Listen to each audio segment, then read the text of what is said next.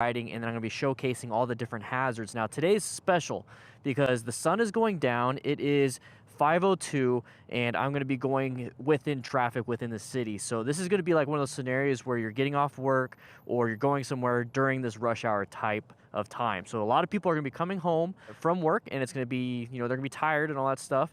And then also we're going to have to deal with visibility changes. So thankfully I brought, or at least I thought about it, the clear shield, and that's going to be helping me out when I'm going to be reduced with visibility because there's not enough light. So let's go ahead and jump into it. We got 17 minutes to my destination, so you're going to ride with me. So much like the other videos where I talk about white, yellow, orange, red, and now brown stage, right now I am in the yellow stage, so I'm actually relaxed. I'm looking around. Okay, this is not that bad. I see my exits over there. I don't have to go that way. I'm gonna be taking a right-handed turn. It looks like it's gonna be the median in the way, so I'm not gonna have to deal with too much cross traffic on that one. Parking lots can be dangerous, man. You got to be careful. You know, situate yourself in a good spot so that you know how to get in and out. Let's go ahead and put traction control on, and let's go ahead and get into it. All right, so slow speed stuff, this is where it's very important. Look both ways. Very good, because I'm looking for any cross traffic for that. All right, so we got a one-way. So typically with one-ways, we're only gonna have to deal with one direction of travel, which is gonna be this way. So when I'm getting to a stop, I'm gonna position myself in a good spot to where I could just take off. This is easy for me, but you can also position yourself here and take off that way. But also watch out for the gravel. You notice how it's like a V pattern? So that's stuff you got to watch out for. You don't want to park your bike in there, because if you try to take off quickly and you're not paying attention too much to your throttle control, it could slide out from underneath you. So looks like I'm coming up, making sure I have my indication on. I'm going to go ahead and creep up. This is called opening up the view. So now I get a better line of sight to traffic coming my way. So it's a green light for them. So that means we got people coming. Yellow light's good. Look both ways still, just in case there's like a stopped car. All right. Brake lights coming up ahead. That's where we're gonna have to be a little bit cautious about. 35 miles an hour. I see that there's some arrows in the right lane, so that means this lane has to merge. And it's best to do that as soon as you possibly can as a motorcyclist. Now, there's all this debate about zipper merging versus everyone getting in this line because no one should cut. Zipper merging is actually way better. It really is. But this isn't one of those situations where I want to zipper merge, because if I'm stuck right here, that means people can't go and turn right, so that's not a good thing. So when I'm slowing down, I'm looking at my mirrors. There's a car coming up behind me, and I'm gonna go ahead and position myself off to the side, okay? So hopefully, and I'm thinking out in terms of what I would do. If I was coming up to this like super fast, like the car behind me, they stopped, but if I was coming up super fast, I have an escape path to the right. So instead of slamming the brakes and possibly hitting this Hyundai Tucson, hey, I'm in Tucson, I would swerve to the right, and I'm hoping they would do the same. So that's why I'm off to the left. So if they swerve to the right to miss everybody, they're not gonna hit me, hopefully. All right, here we go. I don't have a pin lock system, so I got some fogging going up. I didn't put any anti-fog spray. So here is a bad situation. See how I'm opening up the view and I'm increasing my space cushion. I let them take off, and it gives me a better line of sight. If you need to, rewind it. So this is a single lane road, pretty bad road. It's not too bad actually, but it's still not good. Single lane road with an escape path to the left. Going to wave to my bruh. I don't know him, but he's a bruh. I have an escape path right here as this turn lane, and then I also have a bike lane to the right if I absolutely had to swerve all the way across, okay? But I'm still keeping a good space cushion, and I have good line of sight, so I can see all the way to the intersection, every single car. I can see when they start applying the brakes, and if you notice, when somebody applies the brakes, you kind of like put a marker right there, and you're gonna notice that everybody, once they pass that spot, is gonna apply the brakes. Now this guy, I wanna go ahead and present myself just a little bit. Hey, I'm moving, you know, I'm moving the headlight, because I didn't want him to merge with me, like in front of me, because then I would have had to slam the brakes. But thankfully, I have decent physical skills when it comes to emergency braking. I mean, you can always improve. So once again, it's been a while. Once again, I'm going to go ahead and situate myself to the side. Now this one, there's no real escape path other than to the left, but I'm already here and I want to be able to see everybody coming, and I position myself to the side. Hopefully they just slam into the back of this Jeep instead of me. Lane filtering is not legal in Arizona, so that's the best I could possibly do when it comes to that. So we got a turn, a car turning right here. I'm looking to the right. Anybody turning right in front of me? Nope, nope, nope. Okay, so I'm gonna go ahead and get through the intersection, and then now I'm gonna go ahead and let this person go. So I'm gonna present myself a little bit to this car right here. Okay, nobody turning left in front of me. Good. Okay, so it says 27th Street. I'm looking at those green signs. Those green signs definitely let me know that that's a through street. Whether it's in a neighborhood or not, that means that there's a good possibility that there's a car there. So, okay, so that's not a threat. That's just parked there. Now, see, I got a really big space cushion. I don't care about the vehicles behind me. I care about the vehicles in front of me. At the end of the day, the statistics say that the striking vehicle is the motorcyclist, so I'm going to give myself as much room as possible. That red vehicle is kind of making me a little nervous a little bit. I'm looking at the tires. I'm also looking left, looking right, looking left, looking right. Okay, very good. So it's a green light, but I see brake lights, and I'm going to maintain my space cushion because they close the gap. Okay, so we got quite a bit of hazards here. I'm keeping an eye. I saw a bump in the white vehicle, getting situated with that, so I'm not surprised. That was a big intersection. I saw the vehicle in front of me lift up with like a bump. That gave me a good indication that, hey, something's coming up. Maybe I need to lift my butt up a little bit and go over an obstacle. An obstacle is anything that's going to push my butt up to me. That's how I feel.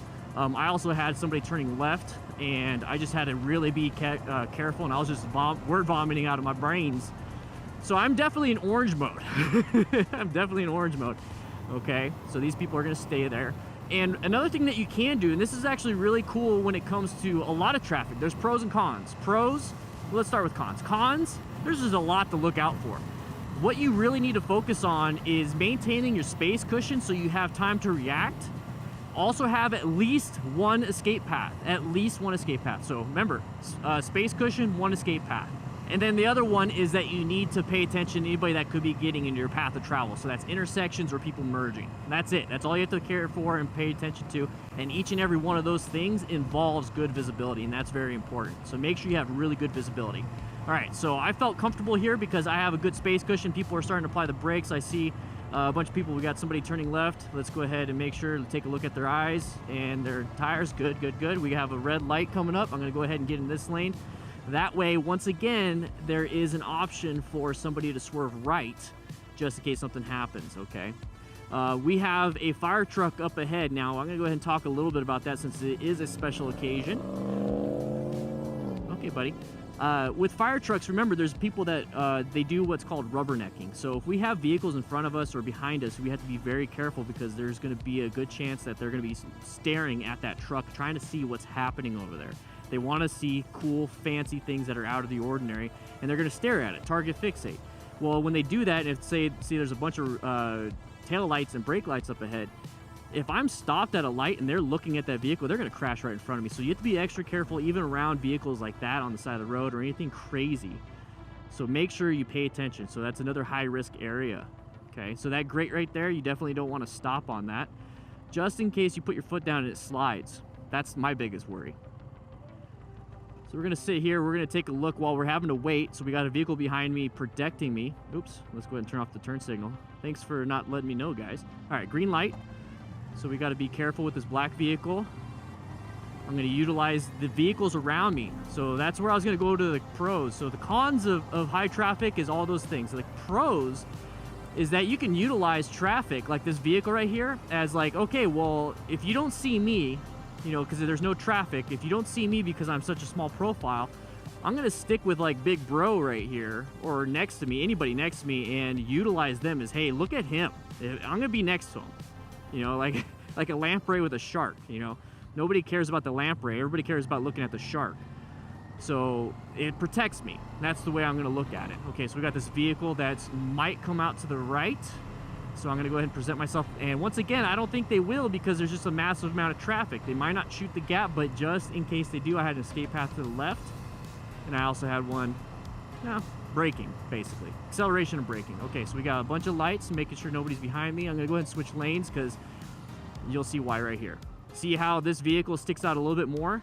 So if somebody slams into something, I'm kind of protected around 3 corners instead of 4. Hey, it's a dog. All right, here we go. What's up, buddy? Hey. So once again, I'm going to give myself a good view. Now, this vehicle is going to be seen before I am, and these people are not going to go because they see these vehicles. So I'm utilizing them as a way to be seen. Now, don't know if anybody's going to be shooting the gap behind me to get to this intersection. Nope. Okay. So nobody's behind me, but that means I'm not covered. Okay, what is everybody doing? Just double checking everything. Now, this might be typical traffic for you. It definitely might be. And it's going to get darker and darker and darker and darker. So I'm looking to my mirrors. I got a black Nissan, I think, behind me. Okay, so I see that they started slowing down and they're maintaining space cushions. That's good. So this person right here, I don't know if they're going to turn over to me. Nope. Okay, they're going to accelerate. Okay, nobody's coming. No pedestrians. All right. We got vehicles right here. It looks like they're trying to merge the traffic going the other way, so we should be good here. We got a vehicle might want to turn in front of me, but I doubt they will. They might turn after me. This vehicle right here might shoot the gap to me. And that was a situation where if I had to, I couldn't swerve left, and I definitely couldn't swerve right if that Honda Fit came into my lane. What I would do is accelerate, and then I would move to the left side if I had to, or just keep accelerating. Okay, so we have vehicles, pedestrians going through cautiously. Now that I'm getting out of the intersection, get out of the intersection. Okay. All right, so that's U of A right there. That's University Drive. A lot of people. All right, 7 more minutes until we get to cycle gear for bike night. So we got this guy to my right. I do not know what he's gonna do. I doubt he's gonna switch to my lane because he has his window down, but he can't hear me because he's got headphones in. But I'm not gonna accept anything. If he tries to get into my lane, I'm gonna swerve to the left because I have an escape path. All right, so I got a Mustang behind me. Okay, looks like they're slowing down, and yeah, they see me. They're slowing down. So if anything happens, like if they get hit, hopefully they don't run into me. But you know, that's why we're geared, just in case something like that happens. But the best thing you could possibly do is move off to the side, just in case. That hopefully they clip you, not crush you. I'd rather be clipped than crushed. All right. So once again, it's a big line. You never know. Sometimes people are just like, I don't want to turn left. I'm going to get in the straightaway. So these big trucks are a little bit easier to manage because they don't just gun it for little things. They make sure they have a big open spot to go turn left in front of. All right. So the vehicle is not going to turn. Okay. So I'm right here. What I'm doing is I'm getting a good look at over everything. So I can see over everybody. I see brake lights coming up. So I don't know why everyone's applying the brake lights, but what I'm doing is I'm maintaining my space cushion. They can apply the brakes or slow down, and if I just maintain 30 and they go 25, then I will catch up to them and my space cushion is gone. Now, let's say somebody's behind me and they're tailgating my ass. Now I'm pretty much trapped. So what I do is I like to make sure I have a good space cushion, and if they all of a sudden go from 35 to 25, I'm going to 35 to 25. Unless I feel like, you know, this is too slow, it's dangerous for me, I'll switch lanes. So we got this vehicle right here. I don't know if they see me. I'm a little bit blinded by the LEDs, just the way it is. All right, so we got this vehicle, nobody turning left. Every intersection, guys, I am looking at the people turning left in front of me and then people that might turn right into my path of travel. That's what I'm looking for. That's what you should look for. Quite typically, any type of road debris or anything like that that's in the intersection is already kicked away by these vehicles up ahead.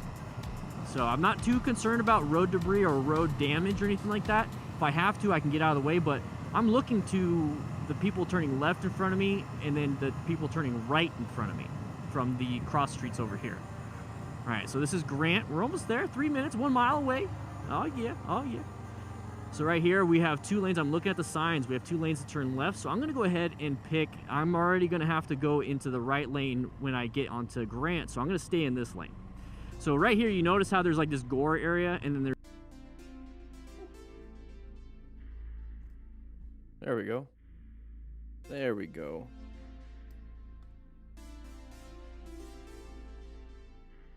I was paying attention to some other things. Sorry about that, guys. Everyone's hanging out in the classroom, but we're in here today right now. We're in here. How's everybody doing today? How is everybody doing today? What's up, Peppermint Patty, Craig Brothers, Uncle Julian? You love Lamp. I love Lamp too. I love Lamp.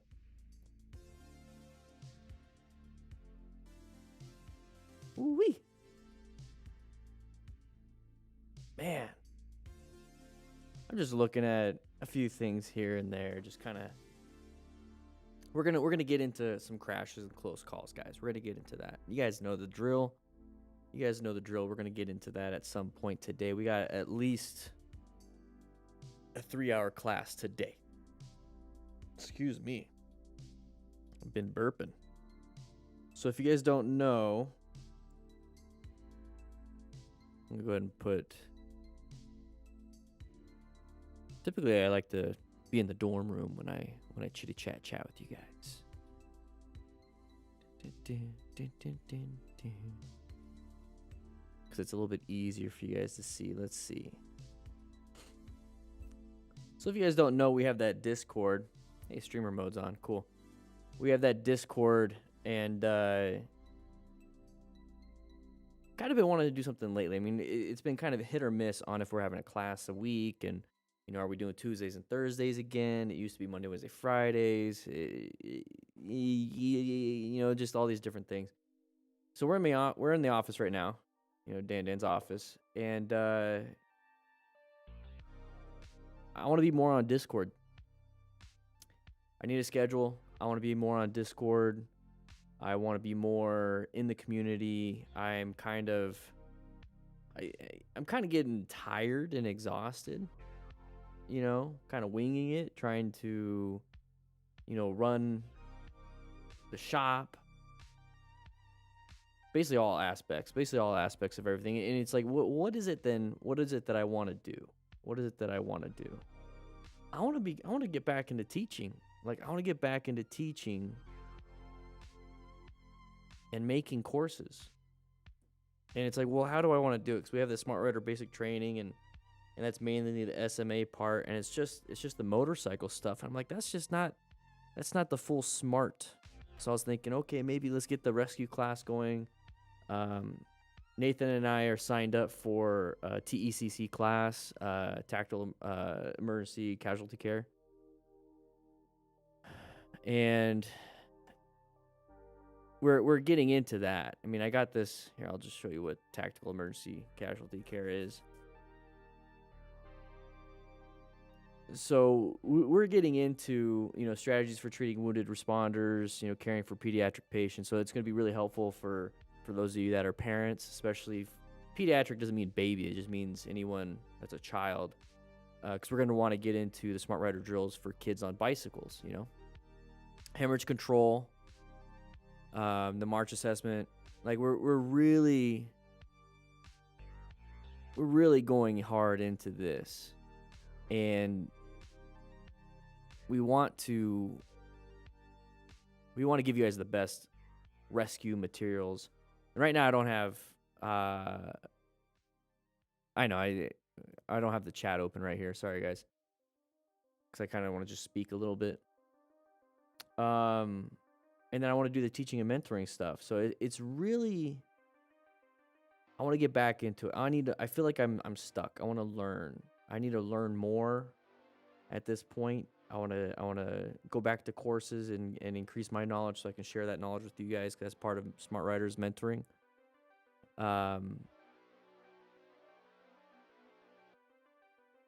This class, the Riding Smart class, the class that we do when we talk about crashes and close calls, I've been doing it for 2+ years now. I think it's close to 3 years now. Live stream. 3 years of live streaming.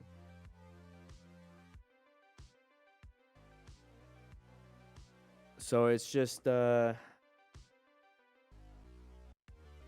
then, you know, Instagram, they're like basically demonetizing everything I'm doing. They're not promoting everything. It's all reels now. It's not photos. I see Twitter going that route. I see YouTube going that route. It's not on YouTube specifically. It's not that like they're pushing me down. It's just that they're not promoting the same kind of content anymore, and that's good. I don't want them promoting crash content, but it's like they're lumping me in with motorcycle crashes. You know, I'm not a motorcycle crash channel. I'm a motorcycle crash review channel that focuses on what to do and to prevent the crashes. So I'm kind of getting lumped into that, and so it's like I want to get back into what I used to do. I want to get back into riding and sharing what I do live, and or not live, but like while I'm riding the motorcycle. I want to get back to the parking lot, do some Smart Rider drills. I want to get into more of the rescue stuff and make, you know, rescue material. I got Rescue Ronaldo back here. You know, I got that dummy that with all the moulage stuff, so I can put it to where he has like a broken or an amputated leg, blood squirting out, put the tourniquet on, show you what to do. Yeah, Nico, I want to make a rescue channel. And that's what Motorcycle Training Concepts YouTube channel is. That's what that is. I have a second channel, Motorcycle Training Concepts, and that channel, I mean, it's got 26,000 subscribers. I haven't been able to really make content for that because I'm so focused on making these live streams. Nathan is so focused on editing these live streams. I don't know, guys. Here's I guess this is the thing. This is the thing, and this is part of it. Part of being a content creator and part of being somebody that is an instructor and whatnot. It really kind of comes down to this. And I have to ask you guys this question. I have to. My biggest worry, if I switch content, not fully, I still truly believe crash reviews are important because you need to know the awareness of it. You need to see what happens. You need to have a real life example. My biggest worry is that if I switch content, there goes my channel. Then that means I can't pay payroll. That means I can't, you know, make education as inexpensive as possible. It means I can't lower the prices on the rescue stuff, which, by the way, everybody, I literally dropped it like 20-30% easily on every rescue product. You can get the rescue pouch for $35 now. I mean, the rescue pack, the rescue kit had everything. That's now off the store. It's out of stock. But the rescue pack, it comes with a safety vest now. And it's cheaper. It's $115 versus $185. It was on sale for $145. Now it's $115, and it comes with something else. So like I want to be able to just produce content.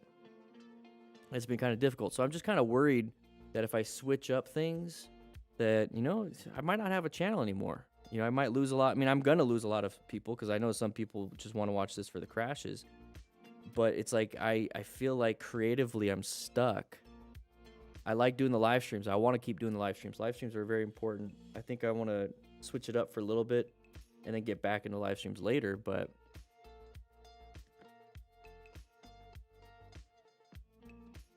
I'm just trying to think about it. I mean, I got some big things happening. You know, in fact, you know, screw it. I'm the boss. I'm going to show you guys some ideas that I got. Let me know. Let me know if this is something.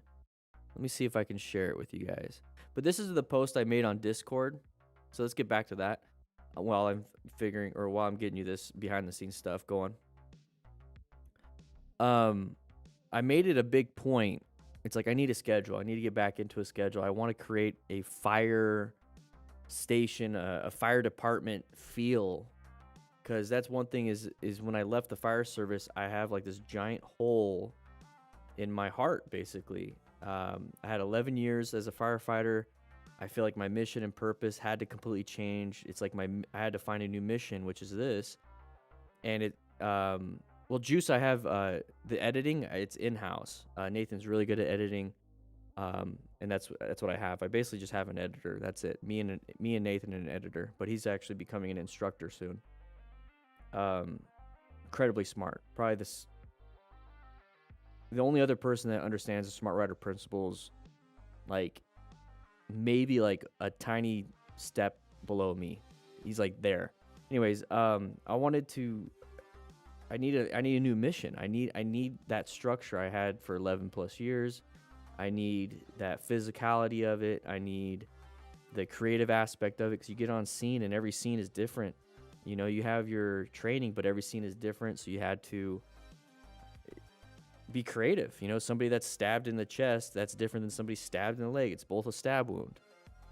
You know what I mean? Yeah, Mita, you see what I mean? And once I left the service in 2018, so 4 years now, guys, I've been trying to recreate that just by doing this all online, but it's not the same, right, Mita? You can't have a fire department online. I need to get COVID screwed everything up too, because I was doing an annual DDFM camp out. We had a camp out back in 2019, and I was gonna do it in 2020, and it got canceled. 2021 it got canceled, and then this year I couldn't do it just because of COVID. and I wanted to get that going. So like there's these things that I want to get going. I need that physicality. I want to get in shape again. I basically, Mita, did you go through an academy? Because I want a true academy. I want working out almost every single day, Monday through Friday. I want in class right after the workouts. After lunch, you go out there and you do some practicals. You know, you roll hose, you do ladder ops, you do SCBA ops, you do firefighter survival, you do low angle rescue. Like you do all these different things. And I want that back. I want that back. I remember going through my last fire academy because I've been through 3 of them. I went through a college fire academy, and immediately I got hired, and I had to go through their academy at the department.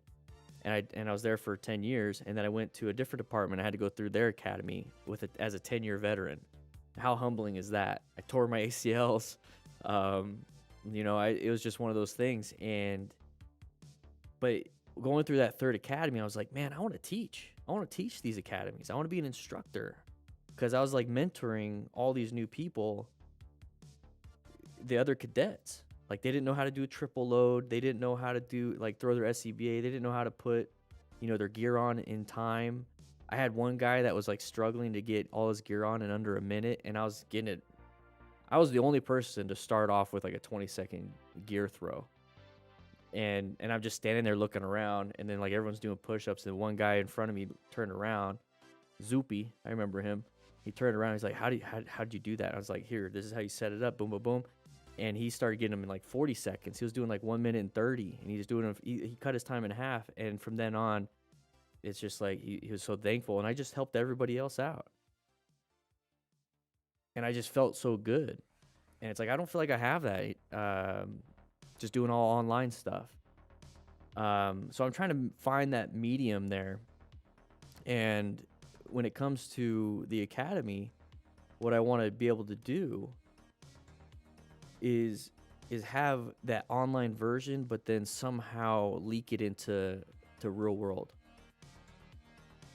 And that's what I'm trying to develop here with the MTC Rider Academy, because it was originally just the motorcycle training, like an MSF rider stuff. And now it's like, because I was an ISSA certified personal trainer. I set records for powerlifting in the state of Arizona in 2 different federations. I was an Ace Fitness peer fitness trainer for the fire department for 5 years. I ran everybody's CPATs. I ran everybody's IPATs. I ran everybody's yearly physicals. I did all that stuff, and that's what I'm trying to create here. Is this was on Sunday, this Sunday, and it's like, okay, I'm gonna create that schedule for myself, and work out 3 times this week. So far, I've worked out twice. I got tomorrow to finish it up. I've been posting it in the gym section. So I've been posting in the gym section right here. Ride to MTC Rider Academy 1 time. I haven't been able to. My motorcycle battery's dead, so I got to ride the e-bike. So I got tomorrow to finish that up. I need to start reading my TECC book. I need to go on a date with my wife. Live stream for 3 hours. Hey, we're going to do that here. Family dinner on Monday or Tuesday or both. We had family dinner on Tuesday. We're going to switch it up to twice a week now. Monday and Friday recharging, and relax with family on the weekend. So like these are things that I want to do for myself. But then I was like, once I wrote that, new ideas flowed into me, and I got an idea here.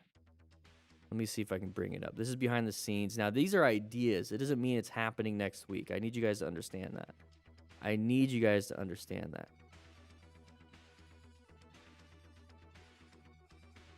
Yeah, I don't care. You guys know my name. I want to create an actual training program that's 14 weeks where you're going to have, you have to have motorcycle gear. You have to have workout equipment, 4 days a week of physical training. We're going to have a quiz every week. We're going to reflect on it. I'm going to do a live class every single week. We're going to do situational based training, which is going to be, what I did right there, where I was riding, doing everything. And this is like a very draft syllabus. And so this is what I want my academy to be. And like I said, this isn't happening right away. And it's going to be a 1-week orientation. So we're going to benchmark you on fitness, the expectations. Make sure you guys get all the equipment you need in that 1 week. So if you don't have a helmet, go grab a helmet. If you don't have gloves, go grab gloves. $145 a year is more than $10 a month. Yes, it is. It is. Because I'm going to have to probably take time away from YouTube, which is the super chats, it's the memberships, it's the ad revenue. So $10 a month, it's still pretty good, and you get this all year. You get 8 weeks of motorcycle training. So it's we're going to be working really hard on that. Rescue training. So this is going to be different. So right now it's $9.99 a month, and all you get is the SMA portion. So we're going to be bringing in the rescue portion. So that's why it costs a little bit more. Also the mentorship training, and then we're going to have the final testing. So you're going to get the full Smart Rider testing and drills, and you're going to learn all the principles. You're going to get all the training for rescue also. You're going to get all the training for mentorship so you can bring some friends over. You're actually going to be tested on the Smart Rider drills. Those of you that have been practicing the Smart Rider drills, let me know how you're doing. But then look we got fitness. We're going to have fitness 4 days a week. 4 days a week of body weight and sandbag training. We're going to be I'm going to have it to where, if you can't do certain things, if you can't do the sandbag, that's perfectly fine. Do 4 days a week of body weight training. So we're talking push-ups, burpees, dead bugs. If you don't know what that is, look it up. Planks, air squats. We got a bunch of stuff. Lunges. We got a bunch of stuff that I know how to do for my own training with 30 plus cadets in a fire academy. And then the sandbag stuff, if you're a little more advanced than body weight, guys, let's get a sandbag. Sandbag is probably the best conditioning, the best workout I've ever had. It's amazing. And so all you need is a sandbag. All you need is your body. You don't need a massive gym. You don't need a lot of room. The whole goal is you don't need a lot of room. You just need a small, maybe 10 by 10 area, which is going to be like your patio or living room. That's my goal. And the thing is, it's not like, hey, here's what you do. I'm going to do it with you. So every single, let's say the workouts are Monday, Tuesday, Thursday, Friday. Monday, Tuesday, Thursday, Friday, there's going to be a video of me doing that workout with you. So you can play it when I'm doing the workout. So it's like me doing it with you. And then we're going to go to class. And we're going to have a 5 to 10 minute, maybe even 15-minute in-class session. And then at the end of the week, we're going to have practicals. So like Monday, Tuesday, possibly Wednesday, we're going to be in class. Thursday, Friday, we're going to be out on the motorcycle. And so like I'm really, really trying to make it to where it's very reminiscent of the Fire Academy, where it's tough. It's going to be tough. But it's going to get you to the point where you're physically fit, you're mentally tough and resilient because of the physical fitness, and because you're going to have to go out riding, and you're going to have to do the Smart Rider drills. You're going to understand how to ride in town and in traffic, because we're going to be practicing plan method. We're going to be practicing the color codes. You're going to know how to do the parking lot practice, so you know how to do, so you can pass your endorsement. So if you go to the DMV and you have to do that little course, a little itty bitty course, you're going to be so well versed in training that it's like, what is this? Because you've passed the expert. Okay, we have a tests.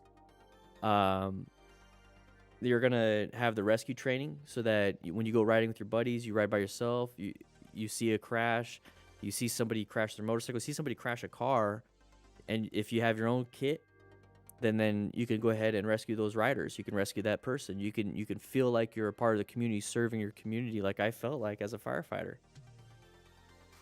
And then the mentorship, bring in your buddy. I'm gonna get it to a point here where you're gonna be able to teach all of this to a point, and you're gonna get them that knowledge, and they might not even need to take the course. But of course, the course is going to have a lot more stuff. Share with your buddies, whatever it is. We're going to do some meetup etiquette, so you know how to do group riding, demo events, and whatnot, so you can practice your stuff. And all of this you could do on we're going to have it to where it's motorcycle only. But in the future, I want to make it to where it's the Smart Rider basic training for e-bikes and bicycles.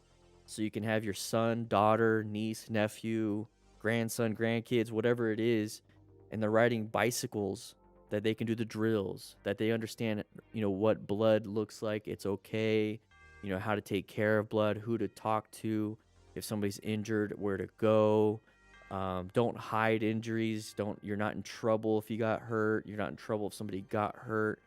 It's better to seek help, because there's a lot of kids out there that will hide this stuff. I've been to a lot of calls where kids were playing with matches in a closet, it got out of control. They closed the closet door and just left because they were scared to tell anybody, and the whole house burned down. These are all things that I want to get back into the mindset of being a firefighter again. And all I'm doing is switching firefighting to motorcycle riding. I've done enough of these academies. Should I let that stop me from riding? No, Devin. There's definitely some 3 wheels that you could be doing if it's if 2 wheels is hard to balance for you. There's definitely ways to manage that. Don't let it stop you from riding. Try it out. Go to the MSF and see if it works for you. If anything, e-bikes are amazing, dude. E-bikes are amazing. You can go 25, 30 miles an hour, just kind of cruising through your neighborhood, getting into the sun, getting out in the fresh air. You don't have to pedal on some of these things. They're electric, so you just bring in the battery and charge your battery. You don't have to worry about fluids and oils and licensing, and just get a good helmet. And that's what I'm going to be working on too, because I have 3 e-bikes, and I'm working on a course like that. But this right here, everybody, this motivates me. Yes, it was, you caught that right here. $145 a year, that's my goal. Because at the end of the day, what I want to do is I want to create this all by myself, but then I want to hire somebody to really, another content creator to set out a 14-week training program, in the gym, so you can do that. I want to hire somebody, which I have in mind. Prep Medic is probably one of them, is that I want him to create a full-on rescue training course. He's a flight medic. He's a content creator, amazing. At some point, I want to be able to do that, and then another point, I want to be able to get a mental health content creator to maybe give you a short 4-week mental health check-in, check-up, how to take care of your mental health. I mean, I want to take care of you guys. Copy editor, Aaron? Do it for a free membership? Send me an email, DanDanTheFireman@ddfmcrew.com. Or go to my YouTube, and you'll find or just go to motorcycletrainingconcepts.com and click that contact info. We also have a newsletter coming out, a weekly newsletter that Nathan's working on right now. I got a weekly DDFM Crew newsletter that's going on in the Discord that's free. This is what I want to focus on. I'm motivated right now to do this. The classes that we're doing right now in here, I'm super duper motivated to do this. I like doing this. I feel like this is needed, but it's I need a new challenge. And I want it to be the education. I don't want to have a new challenge of creating a new rescue pack. I mean, we got this right here, the training drills. And this right here, I had so much fun developing.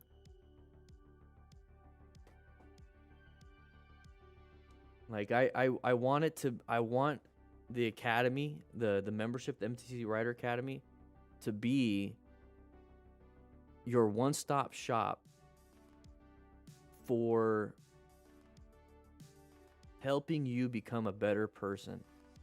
Not just a better rider, but a better person. And then you can help other people. Because that's what I miss about firefighting is, it was like a family. It was a family.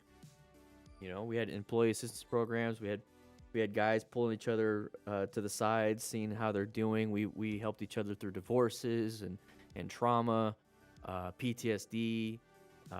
We trained 20 hours of fire training every month. We had EMS training every month.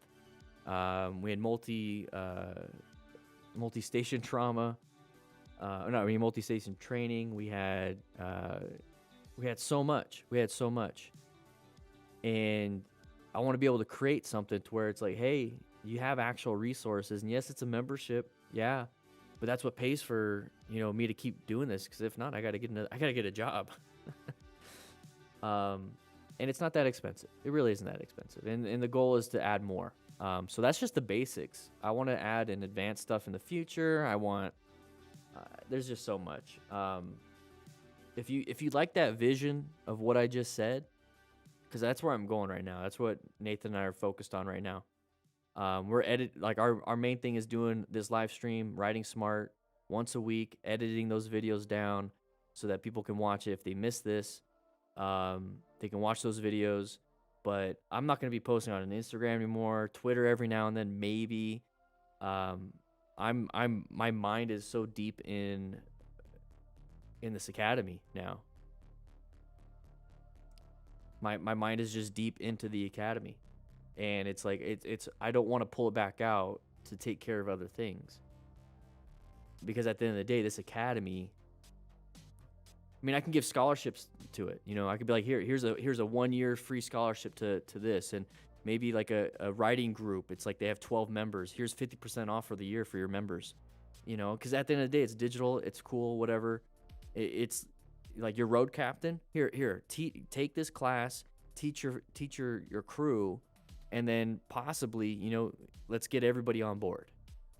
And I want to just kind of sit back and do a weekly live stream on the academy. I want to do a weekly live stream, or a weekly Q&A if anybody's having troubles. Almost like a support group, almost like a motorcycle meetup that's virtual. I don't know. I'm just motivated for that. I'm motivated for that. That's what I want to do. I'm not here to teach just motorcycle training, guys. Like that's the thing, is I that's what it was. That's what it started off, but things are evolving now to where it's like I have such a large community. We have 500,000 subscribers on this channel. We're getting 12 million views a month. We have 10,000 Discord members. Those are the two metrics I look at. The 500,000, 500,000 subscribers here, and then 10,000 people on the Discord communicating all the time. That's a community. That's a community.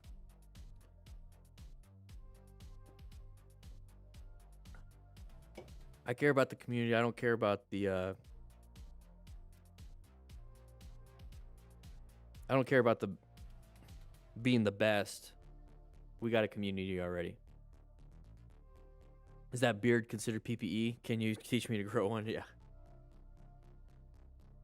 What's the Rick Beaton? Who's Rick Beaton? Rick Beato. Who's Rick Beato?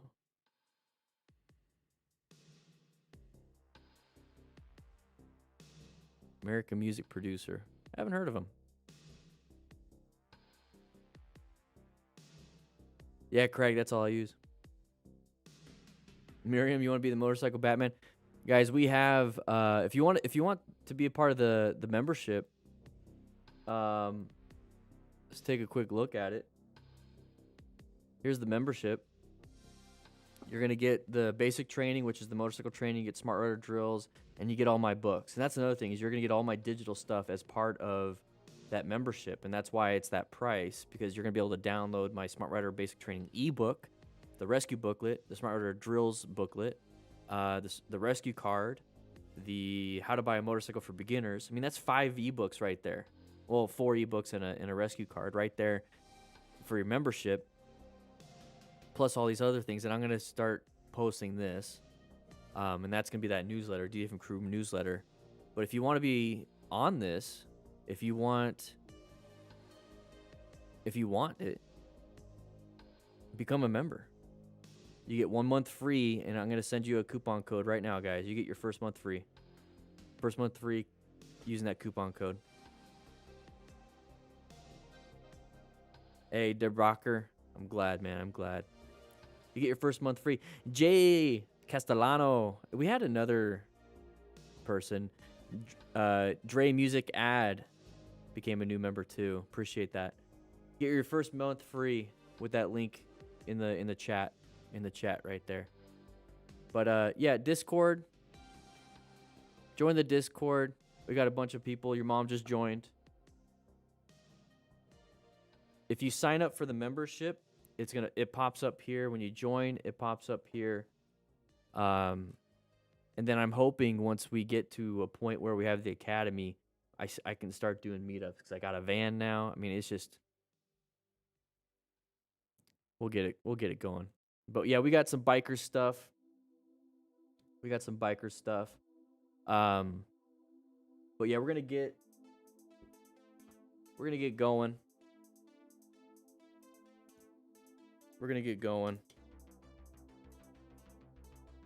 I live in a van down by the river. Rip Chris Farley, man. Rip Chris Farley.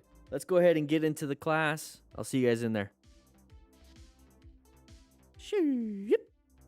Grab some pizza, everybody. Grab some pizza.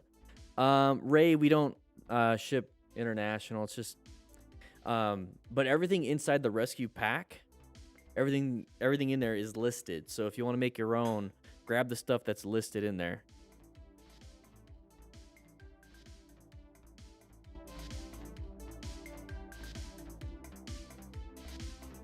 All right, here we go. Man, we've been streaming for 46 minutes already and haven't even started.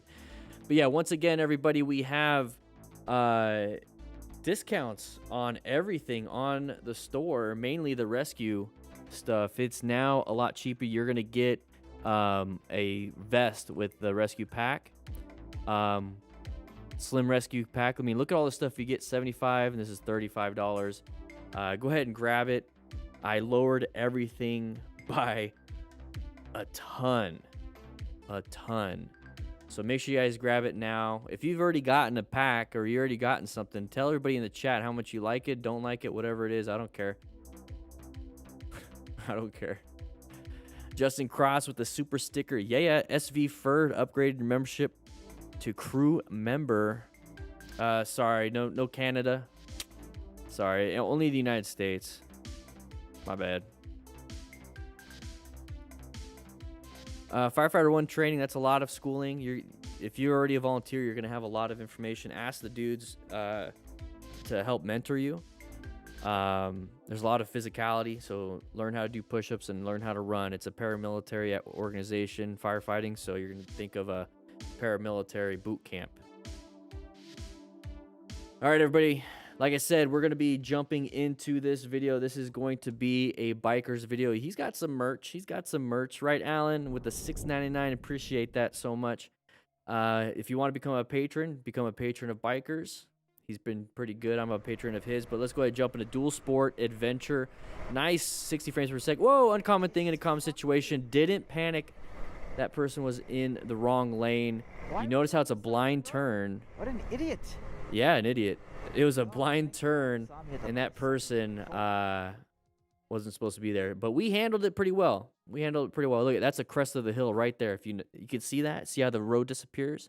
That's the crest of the hill, and it's turning right. It's a blind turn. Shay Ben, 22 months. Oh my gosh, thank you so much. Appreciate that. This is definitely a line of sight issue. Let's take a quick look at what happens here. Once again, if you want to become a patron of Bikerz, please do so. Crest of the hill and blind turn going to the right. We are planning our ride really well, okay? Really well. We can see the person poking their head out like a little turtle head. Got a little poo-poo. Planning our ride pretty well. So if anybody does that, we're good. But here's the thing. When we plan our ride, we want to have the best space cushion, best line of sight, and the best escape paths. Right now, our escape paths off to the right, not so good, but we're on a dual sport, so it can be done. Line of sight, if we're over here where I am standing, we're going to be able to see a little bit better. From right here, it's going to be kind of blocked off. That's our line of sight. So for better line of sight is right here, but space cushions around a blind corner for any idiota, this is good. So really, he only has 2 out of the 3 things when it comes to planning a ride. It worked out for him. Now, if he was over here on this side and this person was coming here, at the last second, that person did swerve. So at the last second, the person did do this. What we would have to do is adapt. Okay, that's part of planning. Okay, so we're going to locate the hazard. We position, locate, and we can adapt. In this situation, we're positioned for safety for this situation. That's pretty much it. That's all you can really do. Handled it well, didn't panic, because usually in these situations, they slam the front brake. Slam the front brake. That's no buenos. Jesus, Didn't panic. So did good. Remember, be a smart rider. We do have the Smart Rider Basic Training e-course. You want to check it out. We talk more about planning and how to be a smart rider that way. Michael Dupre, welcome, rookie. Welcome. Biker states he was impatient. Eric and Ellie, this is a DDFM crew member. How you doing? Are you watching this, Eric and Ellie? Are you watching this? Suffered a concussion, broken clavicle, a punctured lung. What? Are you okay, dude? Oh my gosh. He was doing some smart rider drills just recently. We're in Tucson too, man. How are you doing? All right? Or is this a while back? Okay, a little bit close. Don't pass. Don't do that. I think this was before he became a smart rider. I'm gonna take a quick guess. Eric and Ellie usually watches these live streams. I don't know exactly where this is at. I know this is Tucson, and that's it says frontage road, but I can't tell. It might be like, I don't know. But suffered a concussion, broken clavicle, and a punctured lung with multiple broken ribs. Oof. All right, so we're gonna watch it just real close. Yeah, this is definitely gonna be okay. Might be on the west side. All right, we're coming up to here. Now, let's not share. Okay, first let's not share. And Eric and Ellie understands this. They did their own after action review. They learned it. So we're gonna go over here. We're gonna be turning right. We're right behind this person. Okay, this is really close to me right here. I want to have a bigger space cushion, just in case something happens. Like they want to back up. Sometimes people do that. You want to be able to be out of their way, just in case. But they are positioned off to the right a little bit. That's not too bad. Okay, that's not too bad. Now we're gonna get up to here. We don't want to share the lanes. Okay, so we're getting close. We're gonna go ahead and get a little impatient and cut through here. Just because we can. We're on a motorcycle, we can split through all these different things. That's not something I want to do. That's not something I recommend, because you never know what this person's going to do. They could cut it off. They can stay in that lane. And I believe that's what happened. Okay, so we went a little too wide. We crashed into them, and we dumped the bike, and we did a little of a high side. Now, Eric and Ellie, so if you wonder, there's 2 people on this bike. There's 2 people. Not very good. Pretty bad collision. Remember, a concussion, that's a traumatic brain injury. Okay, broken clavicle, that's your collarbone, punctured lung. So more than likely with the broken ribs, they kind of caved in a little bit and punctured the lung. It's going to be very difficult to breathe. You can live through a punctured lung. It's just not going to be something that you want. So Eric and Ellie, DDFM crew members, probably DDFM crew members after this, and learn the mistake, becoming smart riders, because they were practicing the smart rider drills. Definitely going to be something that they learned. All right, Angelino Ryder, here we go, going through traffic. We got a side of the vehicle. Great job with recognizing it. Honking the horn, that's fine if you're able to get yourself out of that situation by applying good progressive brake pressure. Okay, slowed it down while that person was going, allowed them to go, but then honk the horn afterwards to let them know how dumb they are. All right. Okay, Wolves, here we go. Going through here. We are... Oh, uncommon thing. Got a little bit of the braking on that. What is in front? Why? You scared me there. No problem. Don't know why they did that, but here's the thing. Great job with the progressive braking. Applied good progressive braking. Had a decent space cushion beforehand. Look at this. Look at the space cushion. Doing really good. Applying the brakes, and was recognizing they're not going to be able to stop in time, so they started to move out. A little bit. So let's go ahead and take a look at what look at that one more time, and then we're going to move on to the next one. Remember, you want to have good space cushions. Okay, that's what saved him here. Imagine being right on the butt of that Volkswagen. Yeah, we got quad lock now, everybody. Quad lock. No problem. Everyone, check out the link in the description for 10% off. You get a quad lock. Quad lock. Here we go. Higher RPMs. Remember, nighttime hazards can be low visibility. We have lights right in our face. Ooh, had to lay it down. What is that person doing? What is that person doing? So we got headlights right in front of us. Don't know what to do. Don't know what to do. It seems like that person wasn't paying attention. Probably on their phone. Probably texting their girlfriend. And then texting their other girlfriend, seeing which one is available. Not paying attention. We had to do this. We applied the brakes pretty hard. This was definitely going to be one of those things where it's like, hey, we're about to crash. We're kind of screwed. And so he just applied the brakes, couldn't swerve out of the way, can't see anything because remember, you're blinded. Where's my escape paths now? Nighttime, I'm blinded. Escape paths are gone. I can't see nothing. What do I do? What do I do? And he did the best he can, applied the brakes, fell down. Thankfully, that person stopped. Now, if we fell down, hit our left knee, hopefully we have gear to protect that impact, you know? Because that's what I'm seeing is that we fall left, we put our hand down, we hit our knee. That's what we're talking about, mechanism of injury. Now, if you don't know, we do have rescue packs and rescue kits and everything here, and it's a huge discount. We took like 40% off of everything, so huge discount, huge discount. Everything, every rescue pack comes with the rescue booklet too, so you're gonna know what to do, how to do it. So grab yourself a rescue pack. Check it out. Links in the description for the rescue gear. Check it out. Lots of reductions in price. I want you guys to get something. All right, Martin Milers, here we go. Okay, we're slowing it down, slow-mo version. What's going on? Look forward, look forward. All it takes is a little bit, a fraction of a second of not paying attention. And what is that? We're zoned out, okay? We have a lot of stuff in front of us. Why are we focused on hazards to our left and right? It's like looking down while we're running as fast as we can because we're worried about tripping over a crack. Use your peripheral vision. Look forward, use your peripheral vision. You see something uncommon underneath you, you look down real quick. Oh, there's a crack, you step over. We're riding, you're looking forward. You see somebody getting into that vector zone of wanting to come out. You do a quick look. Okay, we're good. You do a quick look here. Do not keep your focal vision stuck somewhere, okay? So what do we do here? What do we do here? Justin Cross, what do we do here? We're in an intersection, lots of different hazards. We're going to be in orange stage. We have to be prepped and ready. If you don't know what this is, like I said, we talk about this in our basic training course. It's only $4.99. Check it out. Check it out. We want to make sure we're in orange stage. The yellow stage is beforehand. We're zoned in. We're paying attention. We understand there's possible hazards around here. We're not paranoid. We're looking around. Orange stage, we are going to be a little bit paranoid. We recognize intersections are hazards, a lot of merging issues, a lot of people wanting to come in front of us, a lot of moving parts going on here, a lot of factors involved. Red stage is when we're going to go ahead and swerve, emergency brake, whatever it is.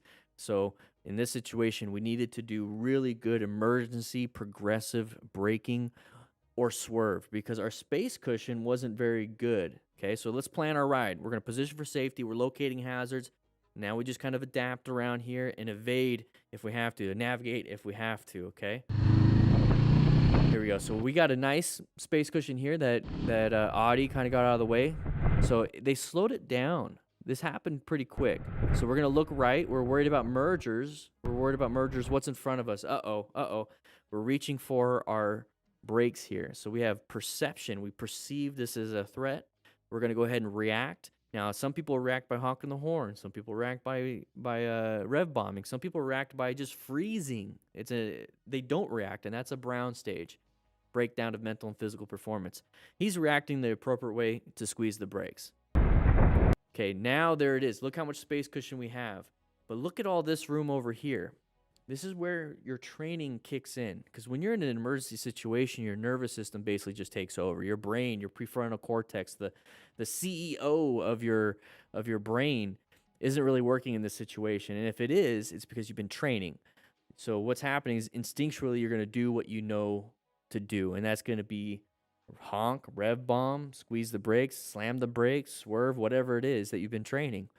So what we want to do is find escape paths. We want to find where we can swoop in and get ourselves out of here versus crashing into somebody because we don't have good total stopping distance. Okay, so perception, reaction, like I said, but then brakes. Okay, how long it takes to actually brake and stop is the equation there. So we're not going to be able to do anything. But look, if we swerve to the left, we could have had it. Now, yes, armchair quarterbacking. I'm not in this situation, so this person did the best they possibly can. But what I'm trying to tell everybody here in class is that the best doesn't always work. Okay, we're learning from this situation so we don't have to live it. We're going to do our best now with this knowledge that this person didn't have. So thankfully, this person is teaching us what we need to do in a situation like this. We either have to swerve or brake. If we don't have any room, let's swerve. It's as simple as that. So thank you very much for being a smart rider. He's teaching us here, but he didn't acquire any gear really. So let's take a look at the ground. And he's going to have, what are these, sweats? He's got some sweats going on. No, maybe a little bit of a jeans. Got some regular shoes, got some gloves, but look at the tearing on the right leg. He's got a hoodie. Hopefully it's an armored hoodie. I don't think it is. Dame una mano, porfi. So make sure you get full gear. Okay, acquire and utilize it. Wasn't very situationally aware. Did decent braking. Maybe ABS kicked in. But he's teaching and mentoring. Look at that right leg. Yeah. Make sure you guys sign in. Click that like button. I have a budget for that, so most of my money is actually going. Zoned out motovlogging. Good swerve. Good swerve. Brake. What is going on? Sorry, mate. That was completely my fault. Accountability. I love to see it.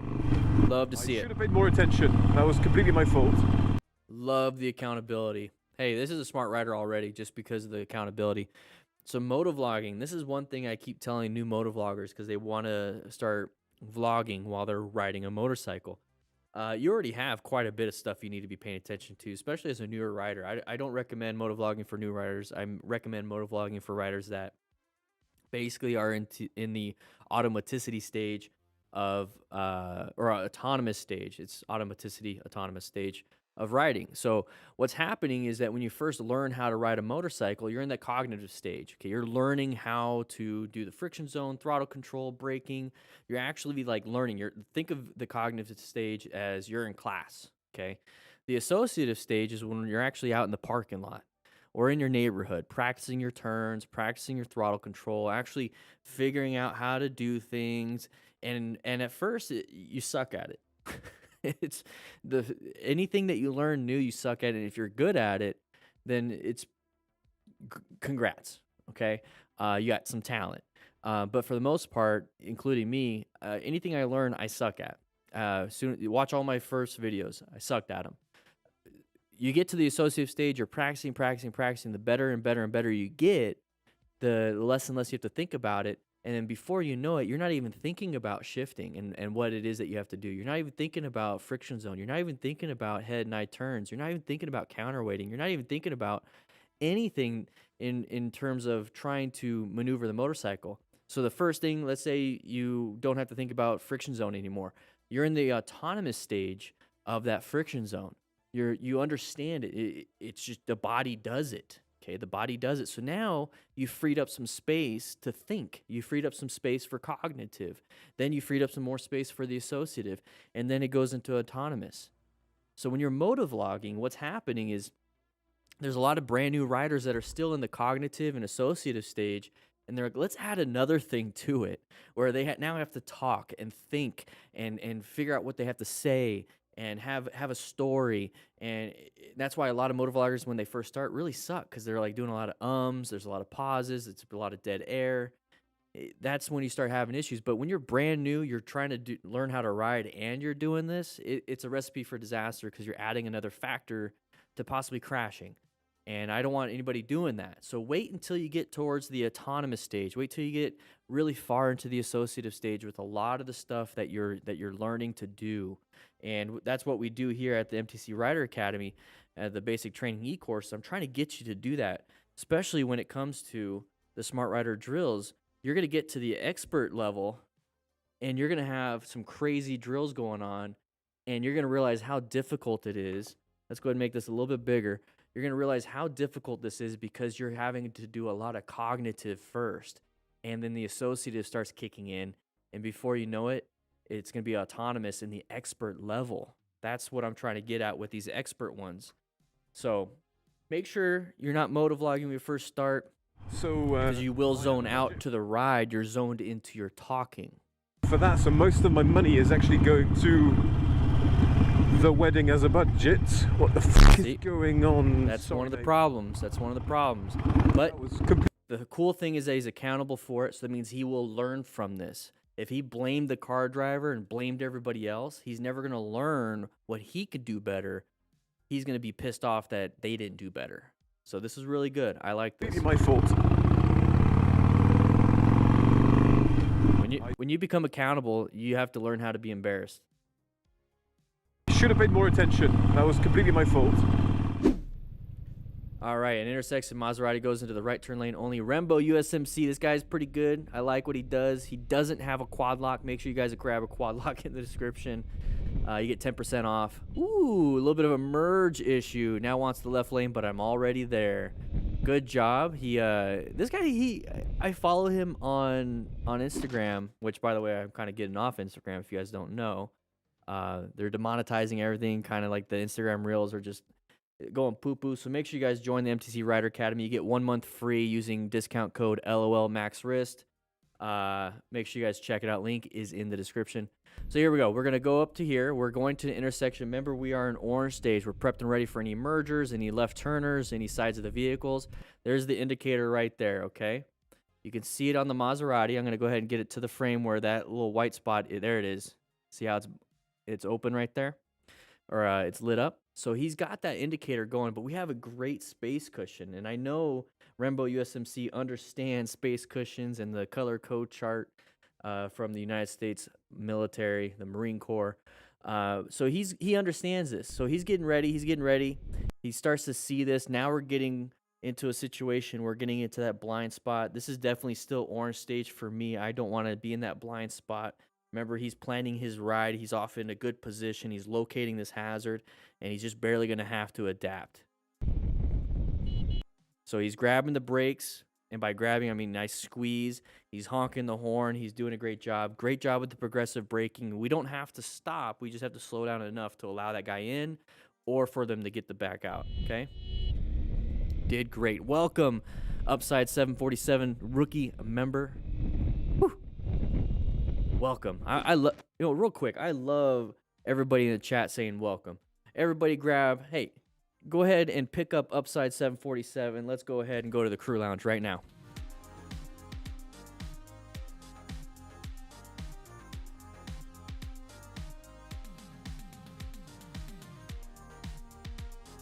All right, leave him there.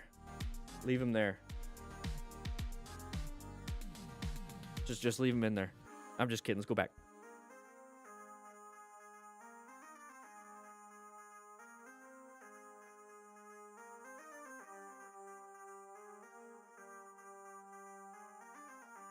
Yeah. Where am I? I am right here.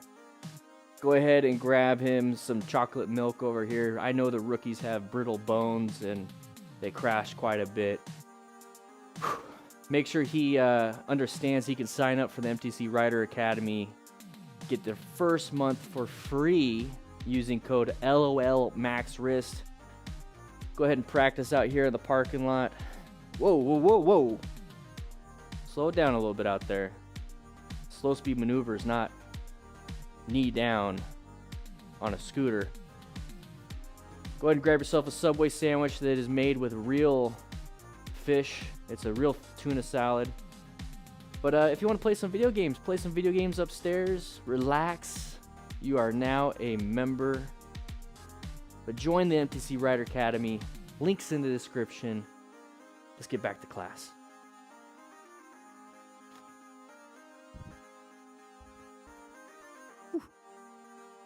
And somebody needs to pick up those cans.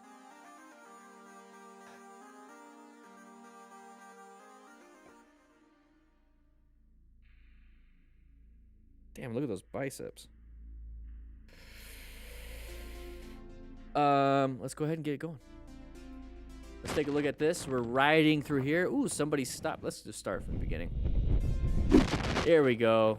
Somebody stopped. Uncommon thing, making a left-handed turn. Don't get hit from behind by another motorcyclist. Oh, there we go. Somebody was not planning their ride. They weren't locating potential hazards out there. They got full gear. They didn't adapt pretty well. They didn't navigate. They did nothing. So they kind of were what? Zoned out. Zoned out. Make sure you guys get some gear, so just in case that happens. Gray car, side of the vehicle, everybody. Brake, brake, brake, brake, brake, brake. Ooh.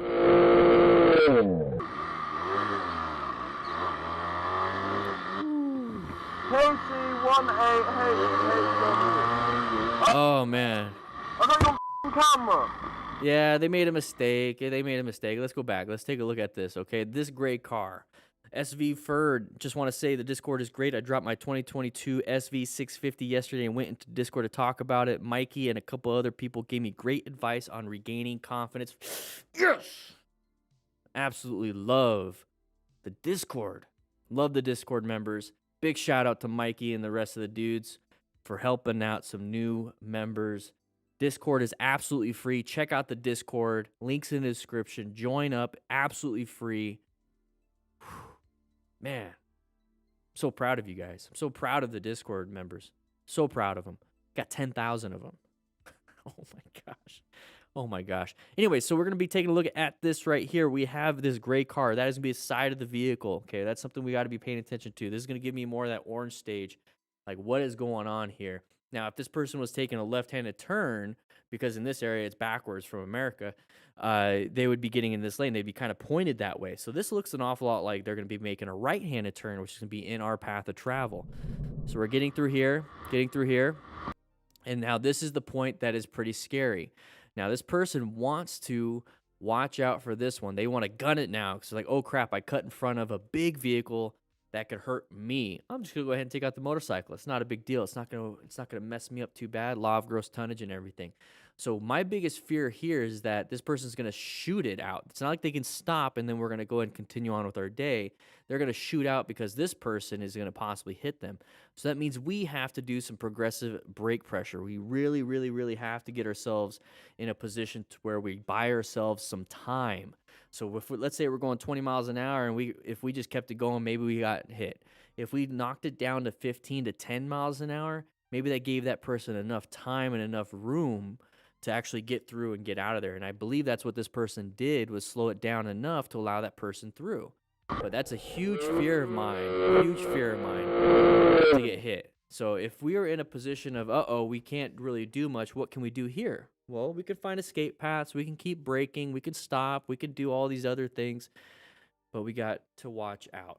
Okay, we got to watch out. So great job on this. Smart rider was able to seek and recognize and understand that this was a hazardous situation, and then was also able to progressively brake. Very good. Very good.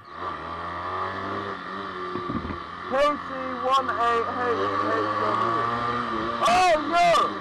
I got your camera.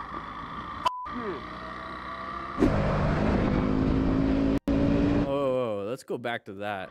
Let's see this beginning part right here. So this person is doing a quick head checks, going fast. We have a sharp right turn.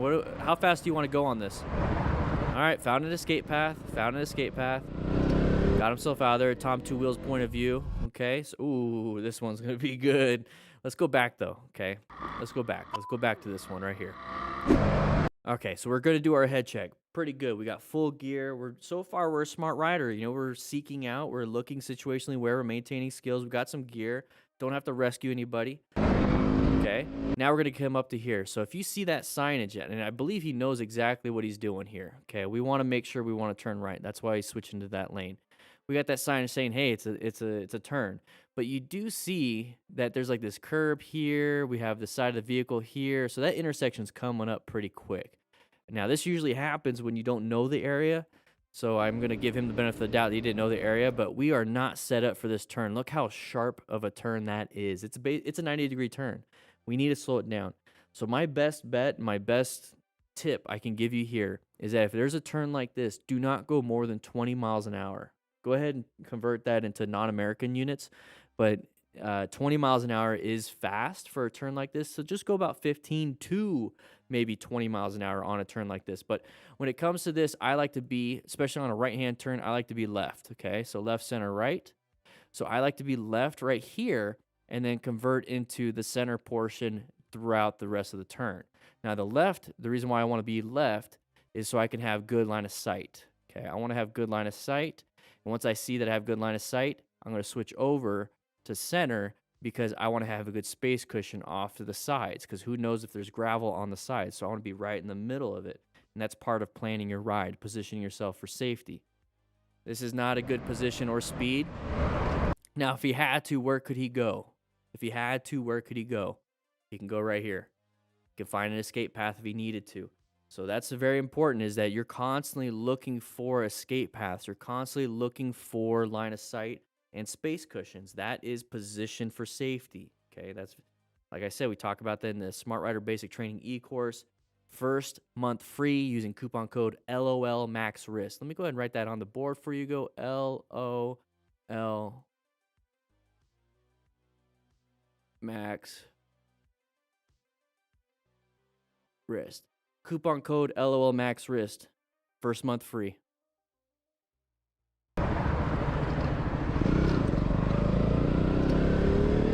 What's up, Quincy? All right, R1 Outlaw going pretty fast. No gloves. Hopefully you don't need your hands. And we are in trouble. We have a side of a deer. That deer has been vaporized. You're not going to get any good venison out of that one. Yep, damn it, man.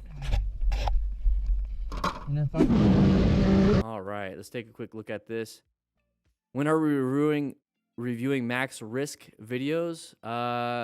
Whenever he crashes again. So we're kind of waiting for 2023. We'll have about 10 new videos. All right, here we go. We're moving through here.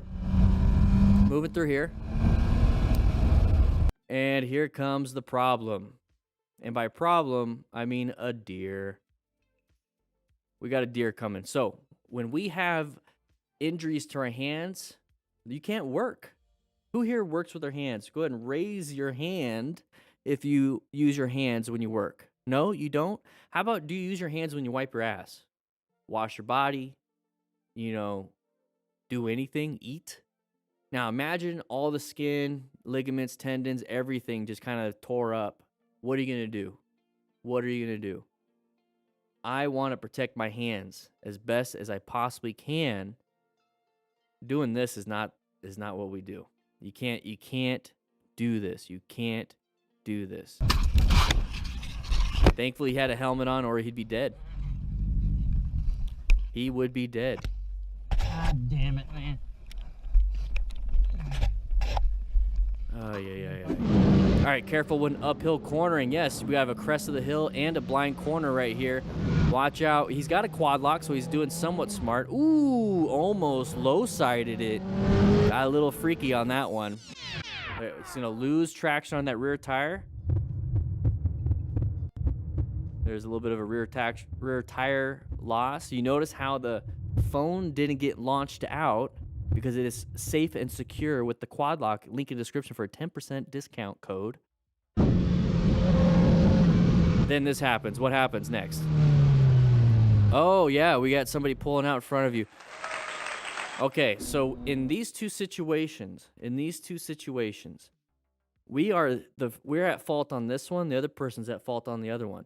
But on this one, we have control over. The other one, we don't have control over. Now, why is that? Why is that?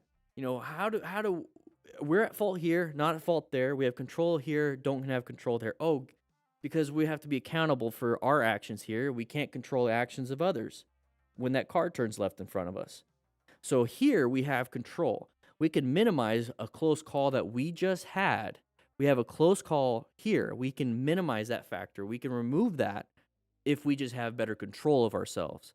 We can't minimize that the other driver turning left in front of us because we don't have control over it. So our goal is to minimize as many of these situations as possible because we're still going to have situations that like close calls. So let's stop having these ones in the first place. So watch out, careful when uphill cornering, okay? Like I said, quad lock, link in the description, 10% off. There we go. Grab yourself a handlebar mount. Anyways, oh, and then also maybe a vibration dampener if you want to keep your camera on your phone. So we're going to go super fast. We're hauling ass through here. We're not doing what we're supposed to be doing. We just crossed those lines. We're treating this as a personal racetrack. And we're going to get up to here, crest of the hill. Oh, crap. We went a little too fast. We kind of got lifted up off our seat because of the inertia of everything. We're leaning it super far. Maybe not the best skill. Maybe a lot of skill, but just not what this needs. Tires could be, you know, torn up a little bit. So we're starting to lose traction on that rear tire. Got a little freaked out by the car. We're going in the other lane. Oh, my gosh. Oh, my gosh. Oh, my gosh. We got a little bit of loss of traction, regained traction. It kind of shot us up, and that's typically right before a high side accident. High sides are no buenos. You do not want to have a high side. That's when people get launched off and then probably ran into that vehicle. What was happening here was almost a low side, so you went underneath and then go into the vehicle. Either way, this happens a lot when it comes to going super fast around corners. Look at the road surface hazards. You got cracks in the road. Once again, we teach that in the first unit of the Smart Rider Basic Training e-course. And then he's going to be like, over here, okay, it's not really my fault. You know, it's a mistake. You know, the road shouldn't have been like that. Earth can't be curving like that. Why is it like that? Stop blaming your other things. Blame yourself here. And then we're going to get up to, oh, here's some slow-mo so you can see it one more time. See the mistakes that this person made. Can't see anything. Line of sight issues all over the place. Can't do nothing. Probably blaming that car for existing. And then we're going to get up to this situation right here. Then this happens, okay? We have a left turn vehicle, left turner. Okay, side of the vehicle. What do? We do progressive brake pressure. That's what he's doing right here. But now we're going to blame that vehicle.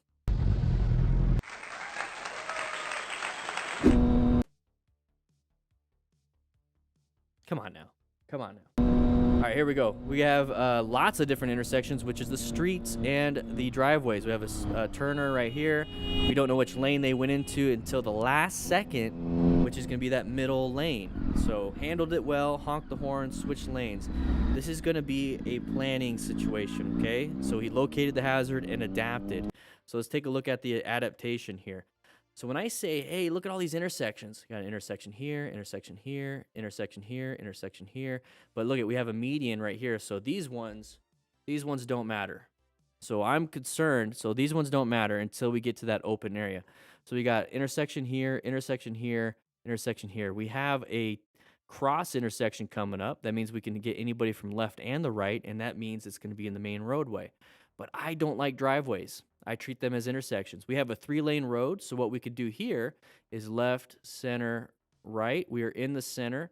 We could swerve to the right. We could swerve to the left to either one of these, or we could swerve to any one of these. So we could swerve. Oh, no, we can go here. We can go here. We can go here. We can go here. We can go here. We can go here. We have multiple different options for this. And at the same time, we could do good progressive braking and just decelerate. We can decelerate through here. So pay attention to any left turners. Pay attention to anybody coming out. You have kids possibly coming out. If you see a basketball or anything roll into the street, just assume there's going to be a kid chasing after it. Watch out, watch out, watch out. So right here, intersection. We see the side of the vehicle popping out right there. We're going to be an automatic orange stage. Gut check. Don't like it. Something's happening. Don't know. Now, is this person supposed to go in the first available lane? Yes, they are. But I don't know that. We don't know. They're still in the middle of decision making right now, turning left. We don't know. They got 3 options. I don't know. So I'm going to go ahead and just roll off the throttle just a little bit. I'm not braking. I'm just kind of rolling off the throttle, kind of looking around. I'm covering the brakes, just kind of like, what are you going to do? What are you going to do? Don't know. Do not know. Not yet anyways. We're going to come up to here, still don't know what they're doing. You hear the RPMs go down a little bit, so he is rolling off the throttle. Very good. Smart rider right now so far. So we're coming up to here. Oh, they cross into our path. Now what we need to do is that we're good position so far. We located the hazard, and we have plenty of space cushion to adapt. We don't have to do emergency swerve. We see a lot of people in these videos slamming the brakes right now, or they're speeding up to get to here, and now they're rev bombing and getting pissed off, and then they crash. They reduced their space cushion. This is our space cushion. This is really, really good space cushion. We got lucky. You know, we got lucky. They pulled out when they did, but we got a space cushion. So what do we do with that space cushion? That space cushion is going to give us time to do something. Remember, now we have to adapt or navigate. So adaptation is just moving over a little bit. Not a big deal. Navigating is going to be a red stage maneuver. We have to swerve or emergency brake. We're not there yet. We're getting close. We're really close. But right now with the space cushion, we have more options. We can swerve, but this one's a little bit sketchy, a little risky because they could just kind of go back into their lane. We can just decelerate enough to see where they go and then make a decision. That's what I like to do. I'm going to decelerate a little bit. So right here, oh, we know that they're in this lane. Okay, I'm going to still decelerate, but I'm going to just switch lanes. You can apply progressive brake pressure and just adjust your lanes. You don't have to apply brake pressure and swerve. Brake pressure and just kind of adjust the lanes. That's all you have to do. And that's what he did. That's what he did. Very good. And now we accelerate through. So we see how the nose now is pointed forward. They want this lane. They want this lane. This person wasn't paying attention. We already got damage to the vehicle. Indicates that this kind of happens. Good job. Handled it. Now move on. So actually,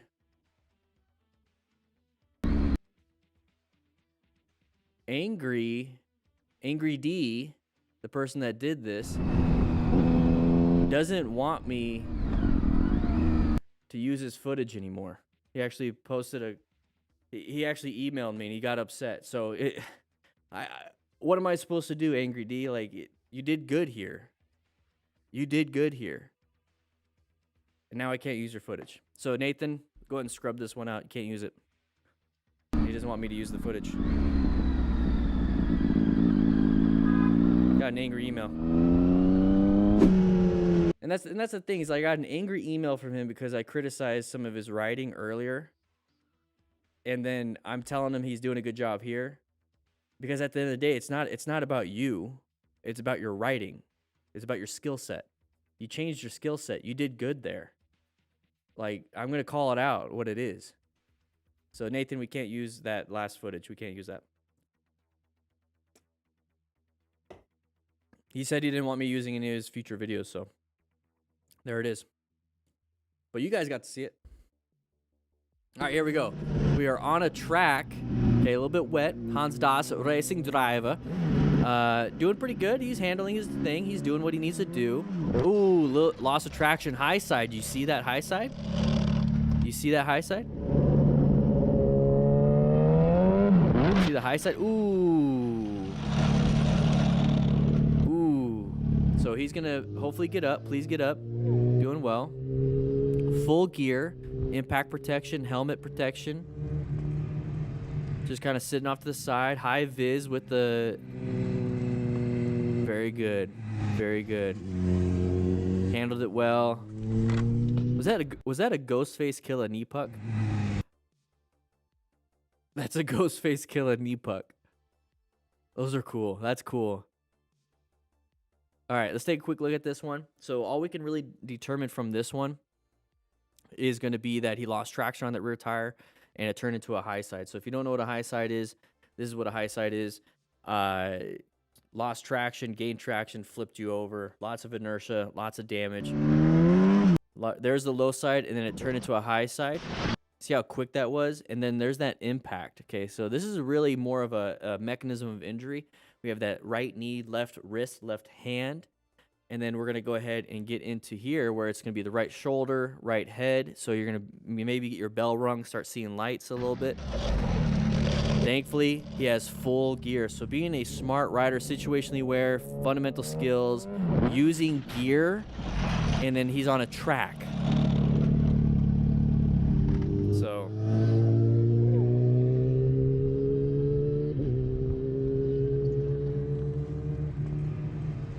I don't know. Maybe I'll send him an email. Maybe I'll send him an email and see if we could use it, but I don't want to deal with it.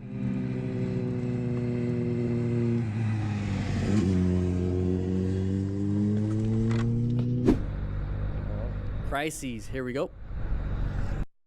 Traffic light is off. Okay. So we still got to be orange stage, prepped and ready for anything. That person was making a choice. That person was making a choice. Doesn't know what's going on. Criminal face, criminal plate. People don't know what to do. So when you're going through an intersection, here's the thing. When you're going through an intersection with the lights off, don't just start taking positions, because you have the law of gross tonnage here. You have to watch out for people. If you're gonna go through there, be ready to be hit. And if you're gonna get hit, guess what? A car is gonna win. Guess what? You need to have full gear because a car is gonna win.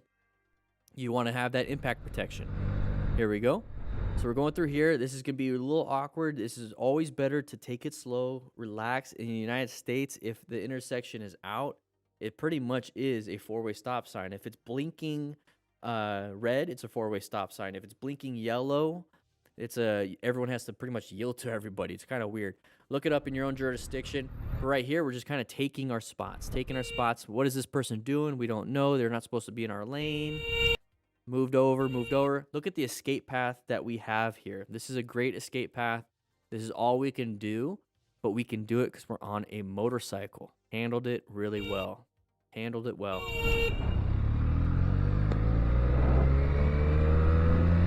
Handled it well. Michael motorcycle, here we go. You know, real quick. I'll just tell Nathan. All right, here we go. Moving through here, getting our knee down. Michael motorcycle. Okay, watch out. We slowed down. That person had to slow down. Almost lost traction. Front tire slips out. Yes, it did. Yes, it did. So when we're riding out in the mountains, especially with a group ride like this, make sure you guys grab yourself a Cardo Pack Talk Bold and use the code DDTF for a discount code.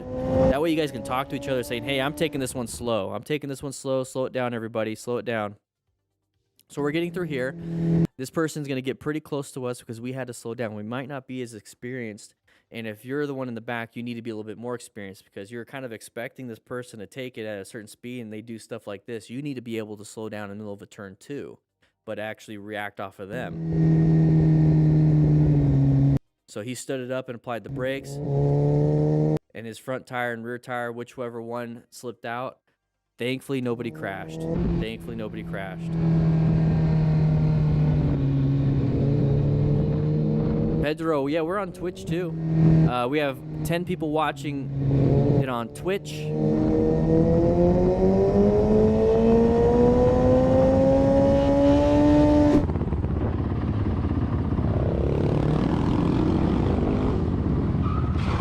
Ooh, maybe paying attention to the very nice vehicle to the left.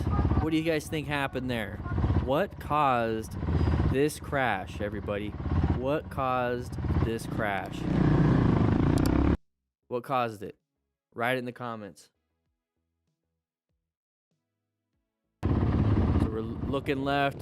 This guy passes up on a Grom. Ooh, look how close his head almost got squished. Look how close his head almost decided to get splattered. So we launched off of this jump. Jumped the speed bump. Now here's the moment where we gained a lot of speed. We have a vehicle right in front of us. We have a very small space cushion in front of us. Very small space cushion in front of us. Now our total stopping distance is terrible. We perceived and reacted, but our distance wasn't good, so he just slammed the brakes, thinking that he can smash those brakes. The more brakes he gives, the quicker he gives it, means he stops quicker. That's not how it works. Not on motorcycles with 2 wheels. Not even on anything with 2, 3, 4, 5, 10 wheels. You smash it doesn't mean you're going to go any quicker. It means that you're just going to lock up the brakes. And that's what happened here. We locked up that front tire because we panicked. We're brown staged right now. Too much speed and not paying attention. Exactly, AT2. And that's what brown stage is. So we slammed the brakes. Look at that. Front tire slipped out from underneath us. Did not impact anybody at all. Just wasn't paying attention. And then we slammed down, and this is very painful, and this is why we need to have gear, acquire and use personal protective equipment. We do have some beginner gear linked in the description. Click that link. It's going to help you out, especially with your purchases. So now he's going to go ahead and point at everything, a little bit of embarrassed. That left arm has probably got some road rash. Hopefully he didn't hit that red car because A solo accident is something different compared to. Oh, we're just gonna keep. Oh, okay. We're just idiots. Never mind. We're just idiots. Look at that. Look at that. We're just being idiots. Look at this guy.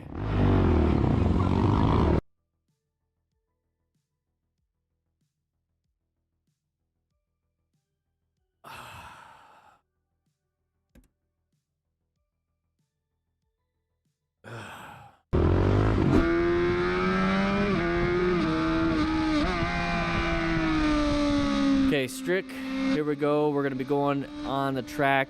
I don't even want to talk about this. I mean, people crash, low side, close calls, but they're doing it in an area as safe as possible. All right, here we go. Street 772. Uncommon thing in a common situation. We have a vehicle basically pulling off. Now, why did they do that? There's a turnoff there. There's a turnoff there. So we got a blind corner coming up. Blind corner, blind corner, blind corner. Ooh, a little awkward, a little awkward, a little awkward. What's going on? What's going on? Now, that turnoff on this side of the road is for us, okay? For vehicles going in our direction. That's what that is. That's for us. People aren't supposed to cross over that. It's a double yellow right there. They get one before and after this spot. So this person's a ding-dong. They shouldn't be doing that. All right, here we go. Another speed 772. We got side of the vehicle. It looks like they might be doing a U-turn, so slow it down. Don't fight for the lane. Switch lanes. Switch lanes. There you go. Good head check. Ooh, they're switching lanes too. Accelerate out of there. Get back in your lane. Move on with your day. Move on with your day. Non-issue. Some bonus clips. Let's power right through this. Here we go. We got some crazy traffic. We're going to thread the needle in front of people. Ooh. Ooh. Wasn't paying attention. Sorry, blue car. You're going to have to deal with that. I'm going to go ahead and go on with my day. There we go. Strider 790. I like using my quad lock for this specific purpose so I can actually see where I'm going. That person ran over a curb off on the right where this is. Couldn't see it. Terrible situation. Should have had reflectors on it. Oof. They probably got a bent rim, damage. Can't see anything though, right? Can't see anything. All right, hopefully we don't get rear-ended. We got some gear, don't have gloves. Make sure you get some gloves. Watch out, that person, I don't like it. I don't like it. Okay, we're out of there. Good, good. This person's fighting for it because they want to turn right. Hey, it's a red light, buddy. You see what I mean when people fight for things? Who's gonna win in that situation? Who's going to win in this situation? Okay, this person's coming over. You start to recognize that this person's accelerating super, super hard. They want something. Okay, they want something. Let them have it. He's accelerating, accelerating. We're going to go ahead and try to beat them and race to the red light where we have to make a sharp right turn. Not good, not smart. At this point, go ahead and do some progressive braking. Go ahead and just roll off the throttle, squeeze, squeeze, squeeze. Let that person have it. Just let him have it. This dude will win. This dude will win. Look at it. He's going to cut in front of you last second. So he recognizes it now, and he's going to go ahead and apply some good brake pressure. Now look at this guy. He's got to slow it down so he doesn't hit anybody. Idiot, man. Idiot. And that's because he just wanted to make the light. Look at him.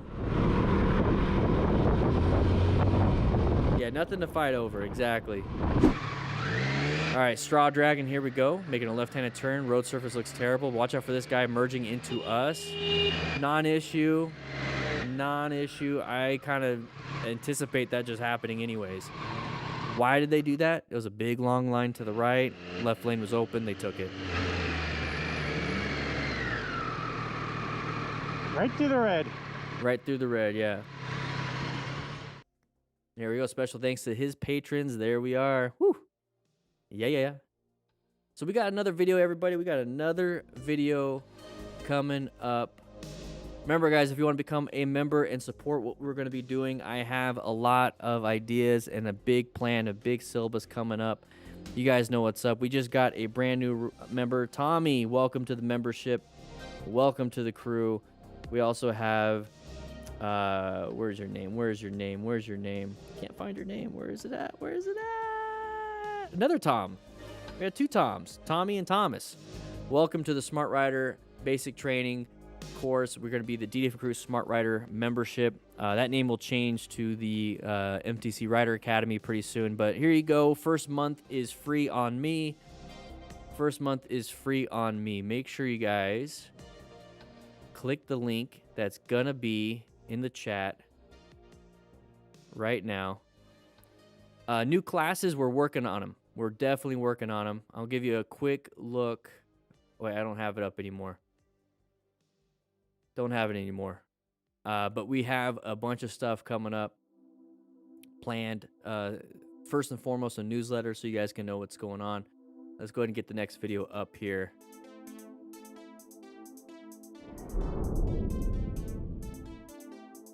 All right. Boom. Got another video coming up. Another video coming up. Make sure you guys grab yourself some slices of pizza. Take a seat. Make sure you sign into class. Sign into class. Click that link, which is going to be that thumbs up link. You click it and it'll make the likes go up. Let's hit 200 likes. Let's see if we can hit 200 likes right now. Let's hit 200 likes right now. Got a gear question? What's up, Charlie Swede? 170 likes now. Let's do it.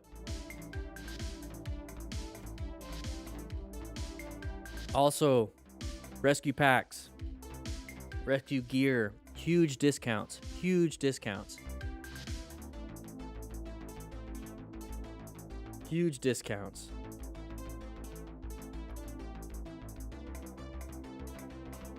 Huge discounts.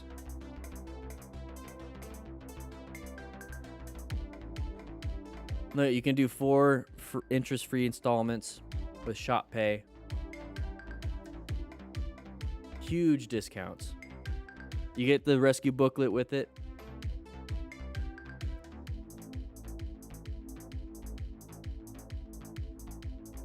There it is. There it is. Huge discount. 115. It used to be 185, and before this was 225. I mean, it's almost 50% off, everybody. But if you want to, go ahead and grab the Slim Rescue Pack. It's only $75. You get the rescue booklet with it.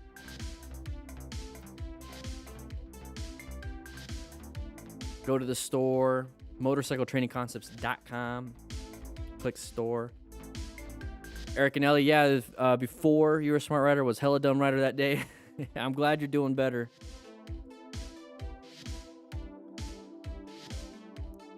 Thanks, Neon Dactyl. 183 people liking this so far. That's great. Let's get some more.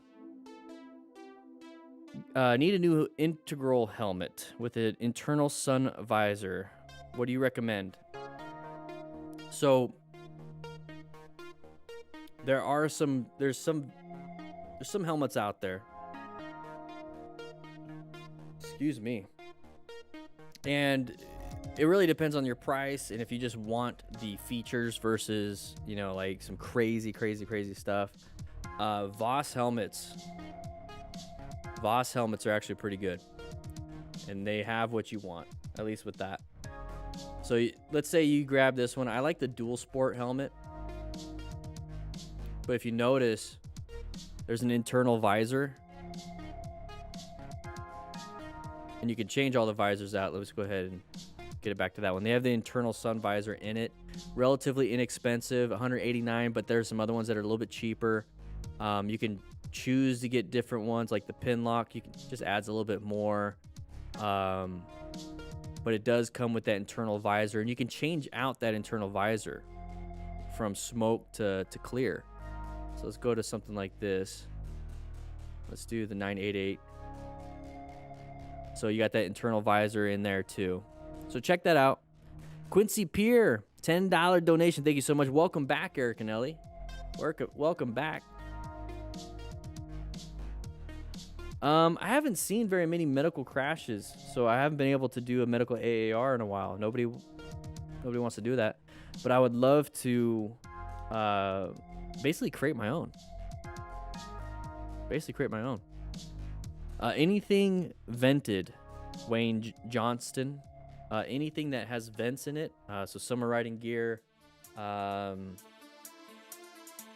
Fly Cool Pro 2 is what I have, and I love it. Joe Rocket, Phoenix jacket. There's a bunch of different jackets like that. Hey, Dan, first time for me turning into the stream, and I love the content. I'm not a rider yet. However, I do plan on buying a bike and plan on being a very smart rider. Yeah.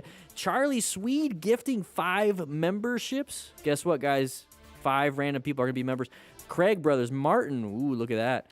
Hey, Tokebi became a member. Harry Offso became a member. Nemanja became a member. Thank you so much, Charlie Swede. I truly do appreciate that. That's pretty cool because now everyone gets mustaches. You guys can gift memberships if you want to. Click that little monetary symbol, the USD symbol on the bottom, and you can actually gift members. Now, some of you can, some of you can't. If you're on mobile, I think you can't. If you're on desktop, I think you can. It's just one of those things. All right, everybody, we got another video here. We're going to be talking about some crashes once again. Here we go. Lots of traffic, lots of brake lights. Find that escape path. Great job. Great job with that escape path. Woo. Tasha, how you doing? Welcome. I think I saw your review on the rescue pack, by the way. Really appreciate that. If you're the same Tasha. Look at this. Boom. Impact. We could swerve out of the way. Multi-vehicle, 4-person impact. No bueno. Somebody was white stage, not paying attention. Wait, once again, it's a freaking Prius causing the problems. Let's take a quick look at this one. This is going to be somebody. Yeah, this is what a 60-mile-per-hour near miss looks like. This is somebody planning the ride. They're positioned for safety. Look at where they're at. They're right here, okay? They can see well. They got a good space cushion. Remember, position for safety is space cushion. It's going to be escape paths, having at least one escape path, and then good line of sight. We can see super far, lots of brake lights, good space cushion, and we can escape through here, or we can escape through here. Possibly. This is kind of a little bit small shoulder, but guess what? We're motorcycles. We can do this. So he's paying attention. He is definitely in yellow stage right now, but as soon as he starts seeing a lot of brake lights and a lot of people slamming brakes, he goes into orange stage. And then immediately he's like, oh, crap, I can't stop in time. You know, because my total stopping distance isn't good enough at 60 miles per hour. I got to go and swerve and find an escape path. It wasn't good enough for these people. It's not going to be good enough for us. So he's going to switch into red stage towards the end. It happens all within a split second. You have to be able to swerve, and you have to find that escape path. You just need a little narrow spot. And remember, guys, we see people lane filtering and lane splitting all the time on these areas. So guess what? That's where we can go to. In an emergency. So let's go ahead and do that. So that person right there swerved. We found an escape path. And this is all we need. Thankfully, this car moved over just a little bit. Very terrible position. Very lucky, very lucky, very lucky, very lucky. But he found that escape path because they planned their ride. Very good, very smart rider. Seeks and recognized it. Maintained his good skills. It happened on instinct. Probably has full gear, probably has a nice looking beard. I mean, it's just, come on. Great job, great job. Handled it well. Dr. Dirks P600. Of course, it's got to be in California. Great job with the swerve. Was an automatic situation. Didn't have to think about it. Good job. Good job, buddy. Love seeing smart riders. Love it. All right, Scratch 83 going pretty fast. Uh-oh, we got a crest of the hill. We got a tree. We have, oh, sharp left turn. Couldn't see very much. There's the high side. Wasn't paying attention. Maybe could have handled it if he did a little bit of a slow look press and roll. High side is terrible. But if you notice, he did have full leathers on. So let's take a quick look at when he's launched in the air. A little bit too far. So we're coming up to here. Uh-oh, we're not going to be able to make that left-handed turn because we're going too fast. We're going to slam the brakes. We lost rear tire traction. There's the rear tire traction fishtailing it. It's going to grab traction last second. Uh-oh, we're going to be ejected. And there is, at least it looks like, leathers or a full suit. Okay, so we got some gear. Hopefully that that right elbow took a lot of the absorption. That right elbow armor took a lot of that absorption, so it didn't get transmitted into our humerus, into our elbow. Breaking an elbow is no buenos. There's the head into the ground. So hopefully he had a helmet, which I believe he did. Camera fell off, or his head fell off. Who knows? Not good. So make sure you guys slow it down around these corners. The road is not your personal racetrack. Road is not your personal racetrack. All right, here we go. ZG29 with a quad lock. Link in the description for 10% off. Oh, ay. Got a little poop in the pantalones there. Yeah, you got to pull over, check for some brown. So you saw the little bit of a panic there. You see the panic in the hands? Let's see how fast we're going. Do you think we're going a little too fast? He did slow down a little bit, but he accelerated.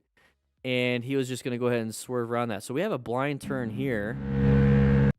And how fast should we be going? Should we be slowing down? Maybe? I don't know. Should we? He's got a quad lock though, so he's gonna. If you guys get a quad lock, you get 10% off, and your phone won't fly off when you crash.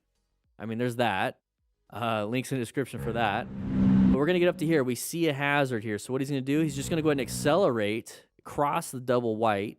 He's gonna accelerate, try to get around this person. This person you don't know. There's an intersection right there. Who knows what's gonna happen? Maybe they're turning right. We have a problem here. We have a problem here. We should be in orange stage, not speeding up. We should be, you know, getting ready with our hands. Now watch him with his hands. Ugh. Let's go ahead and get me out of the way. Let's go ahead and get me out of the way. Take a look at all his hands. Look at his hands. Look at the panic.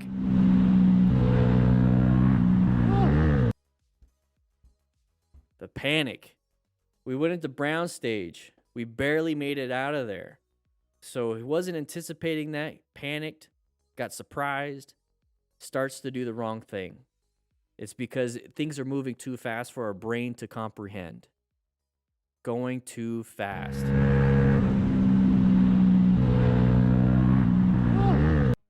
Look at when he starts to apply the brakes. So the moment he perceived that this was an issue, look at the right hand. Let's see. When does he do it? So he gets a full grip. Full grip. This is the moment he realizes I need to apply the brakes. It's not going to work. Let's see the moment he squeezes the brakes. Let's see. There we go. And his left hand is not even on. We panicked completely. This is luck. I do not want to have luck determine if I'm going to make it out of a crash, close call, whatever it is. I don't want luck. At this speed, I don't know. Multi-system trauma? What's going on? What's going on? Panic. Can't blame that person because you were hauling ass around a blind corner. That person didn't see you. Was just making a turn. That person is surprised that you even went by. Simon, here we go. I don't know if he's going with the flow of traffic. I don't know what's going on. We got side of the vehicle, side of the vehicle, side of the vehicle, side of the vehicle. Handled it well, saw it ahead of time. Applied progressive brake pressure. Handled it. Let's take a quick look at that one more time. We're coming up over here. We see this vehicle. There's that side. We honked the horn immediately right there as soon as I hit pause. Make sure you hit that like button, everybody. As soon as I hit pause, he honked the horn. So this is where he perceived and reacted with a horn. Okay, so let's roll up the throttle too. Now let's apply some brakes because we're closing that gap just a little bit, not a lot. Let's say 10% brake. And now we're good. We're good. Now we're good. We're awesome. 200 likes completed. Now let's get 250 likes, everybody. All right, Uncle Cinco's MC. Oh, look forward. Found the escape. Get back on the road. Get back on the road. You got it, buddy. You got it. All right. There you go. Woo. Okay. Was paying attention to his buddies and not paying attention to what's in front of him. So he's looking to the right. Look at over here, though. That's what's in front of us. We're shaking our heads. Oh, this person is slowing down because they have to yield to this giant vehicle right next to him. So what do? We have to find our escape path, but we're planning our ride, you know. Trying to position a little bit. We're locating hazards. but we weren't paying attention earlier. We were white staged earlier. Now it's all of a sudden, oh, now we have to do something. I don't like the, oh, I don't like the panic. Panicking is not good. Panic is not good. So you see the whole jostle? That's him locking up the brakes, starting to fishtail, releasing the brakes, and it grabs traction again. So he actually locked up his brakes. So he actually panicked. And I have a feeling that this is a lucky situation versus a skilled situation. So make sure you guys are being smart riders and seeking, recognizing what's in front of you and maintaining your skills. Don't slam those brakes. On cruisers like this, probably not ABS. So you probably slammed that rear brake, started to fishtail. And what you do is you release it again, and hopefully it grabs traction.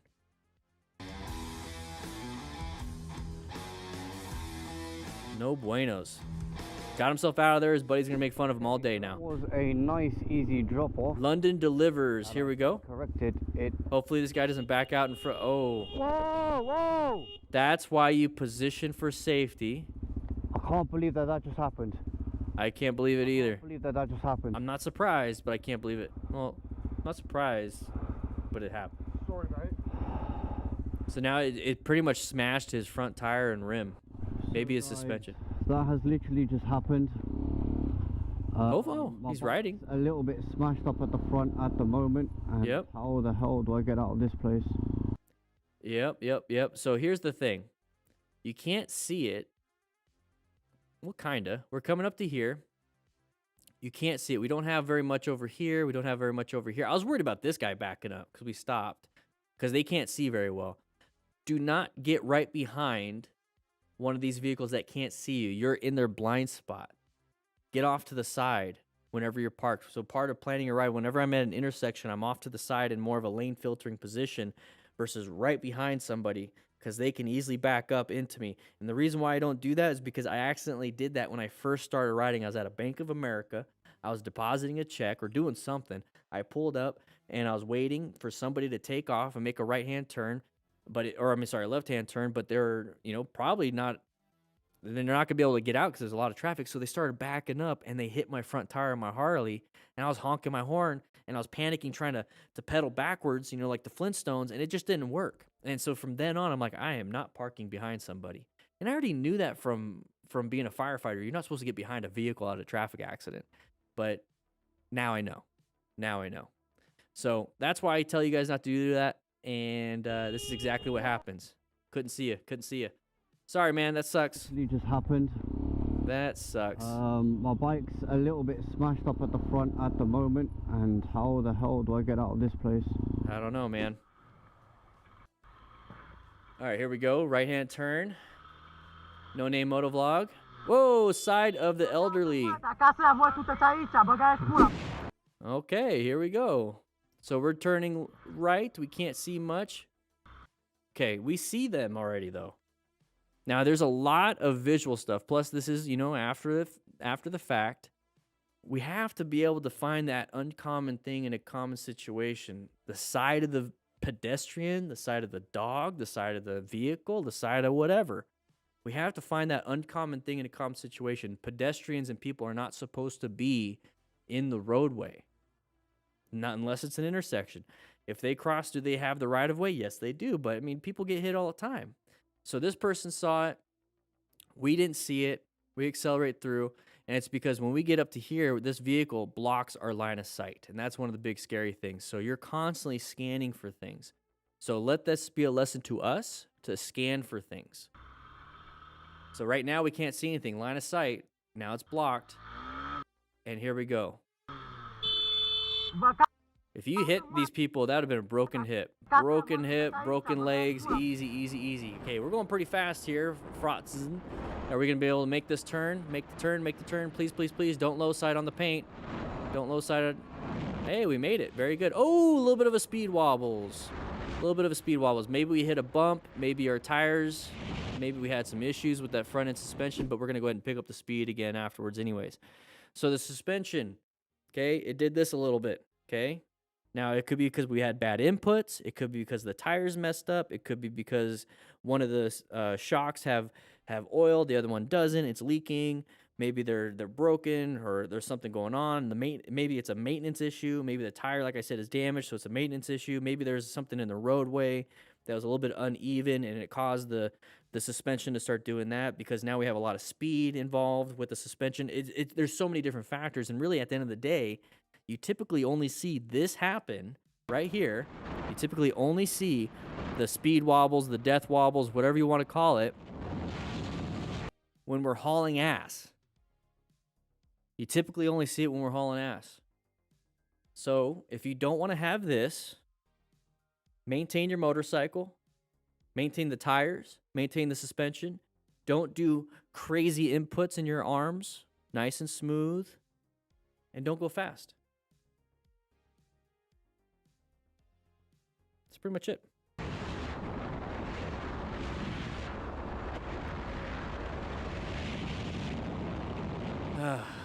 Here we go. Sresia 4. Moving through here. Green light. Watch out. People are still applying the... Ooh! Somebody wasn't paying attention in front of you or behind you.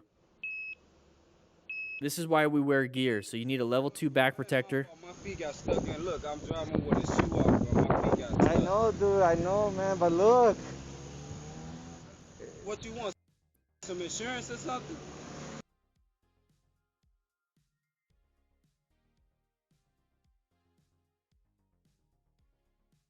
Is this guy... What the... Does he not...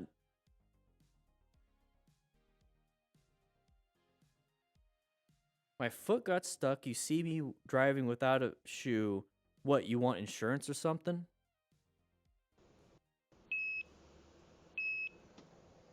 You good, bro? It ain't my fault. My feet got stuck in. Look, I'm driving with a shoe off, bro. My feet got stuck. I know, dude. I know, man. But look.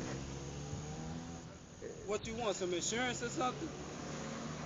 Well, we gotta do the report. I mean, look, it's fucked up, man. This is my basket. And I ain't even tripping, though.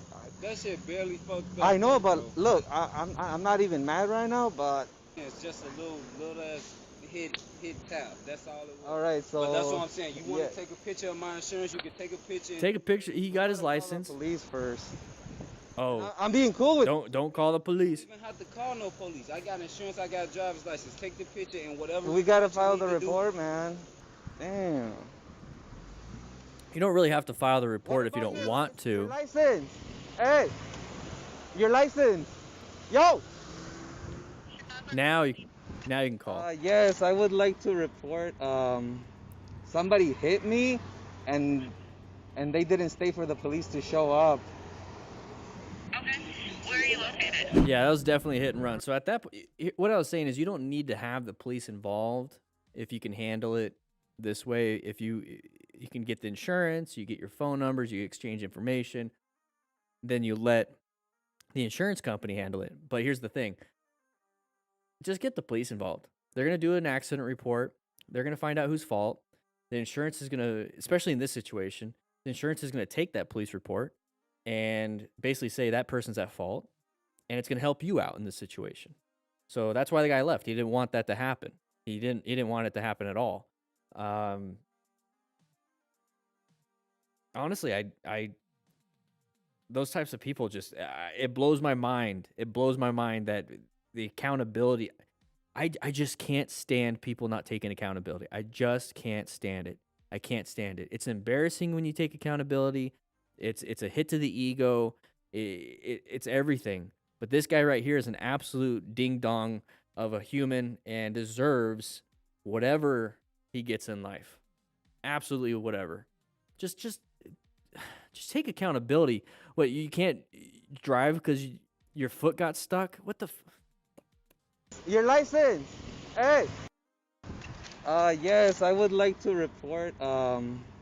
Here, I'm gonna let you guys watch this one more time. Nathan, edit this part out. I'm gonna grab something real quick.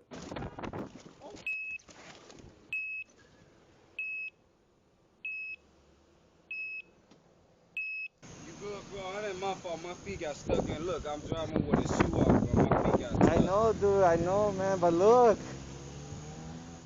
What you want? Some insurance or something? Well, we gotta do the report. I mean, look, it's fucked up, man. This is my basket. And I ain't even tripping though. That shit barely fucked up. I know, bro. but look, I'm not even mad right now, but It's just a little ass hit tap. That's all it was. all right, so But that's what I'm saying. You want yeah. to take a picture of my insurance, you can take a picture and do whatever. We gotta report you call the wanna do. police first. All right. And I'm being cool with you too. That's So with everything here, I just got a question. What's in the rescue pack? We have the rescue We packs gotta right file the here. report, man. All right, shut up, dude. We have a rescue pack right here. If you don't know what's in it, first of all, you get your Smart Rider patch. You get a Smart Rider patch right here. 2 tourniquets. These are different tourniquet holders. You can actually take them off. Trauma shears. And then when you open it up, if you don't know what's inside, there are pictures on here. This is the backing to that patch. So if you want to take the patch off and put it on something else, there you go. You get a rescue card with it. So anything on here is on here. So you have a card that you can go into your wallet. We have multiple roll gauze, emergency blankets, because you want to keep the patient warm. That's the whole point right there, stopping external bleeding and keep them warm for shocky symptoms. We have an aluminum splint in here, okay? And underneath it, we have 5x9s, 4x4s, and that's going to be stuff to help control the bleeding.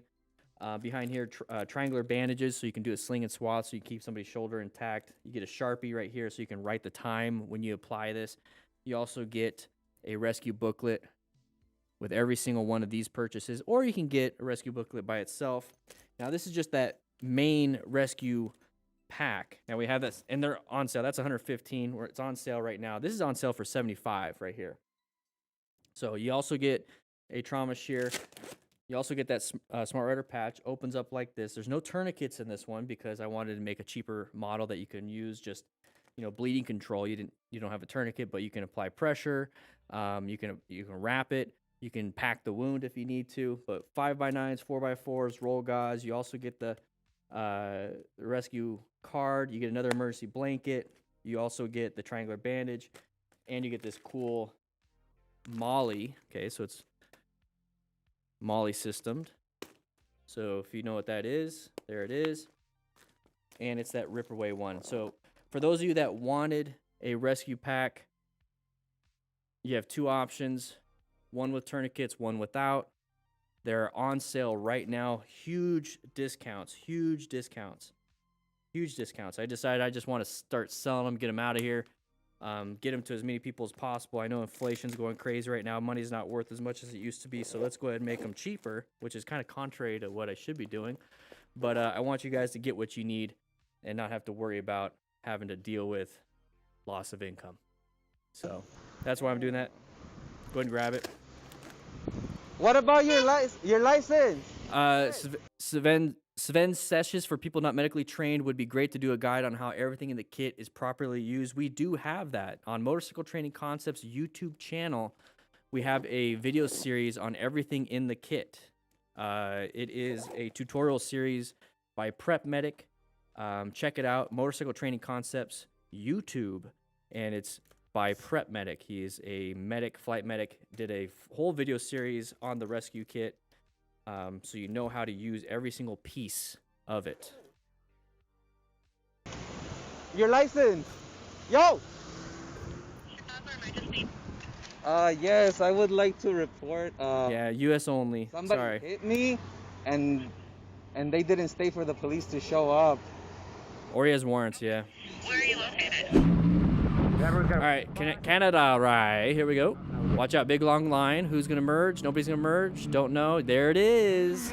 You start to recognize these patterns. It's because the bus pushed them. But you start recognizing these patterns when you're riding a lot or seeing a lot of these crashes and close calls. Let's take a quick look at this one. So once again, that big long line off to the right, people are stacked up. They don't want to be stacked up. Our lane is moving. He's in a good position for safety. I would actually be more over here on the left side. And the reason why I'm saying he's in a good position for safety is because look at the line of sight. We got a space cushion here. We don't have a good space cushion off to the right, but we do have an escape off to the left. So he's in a good position for safety. You can't make everything perfect. You can do what's best for that situation. But part of that is locating the hazard and adapting to it. And that's what he did. So once again, big long line. People want to come out. People want to come out. Be very, very, very careful with that. Very, very careful with that. So get ready to swerve left if you have to. Now that bus is pushing this person with the ladder out of the way, so it's not really that person's fault. It's kind of the ladder, or not the ladder, it's kind of the bus's fault. So great job with the swerve. Don't rev bomb. Don't do that. He lost his phone because he doesn't have a quad lock. Link in the description for 10% off. Idiot. Calling him an idiot, but then it's like, oh man. Oof. Anybody here get pissed off and upset about a situation, do the whole anger, say the things that you said, and then it turns out like it wasn't a big deal? Like, hey, I'm pissed off. I can't find my keys, but the keys in your pocket, and you already yelled at everybody. And now you feel like an idiot? I feel like this is one of those situations. Most of them. Like the trucks are fucking going when there's a guy right beside them. Fucking idiots. All right, Nick. Oh, don't do this. Lane splitting at high speeds. Oh, now we're gonna get upset that this person did that, but he found an escape path. Give him that. But I'm not giving him anything else. Yeah, now we're gonna slow down. Why? Why did we slow down, everybody? Why did we slow down? Look at it, it's a cop up ahead. That's a cop pulling somebody else over. Oh my gosh. So here we go. What we're going to learn from this is obviously don't ride like an idiot like this. Okay? Absolute dumb. Super dumb. Don't do this. So what can we learn from this? Look at the little bit of space he needs to get out of situations.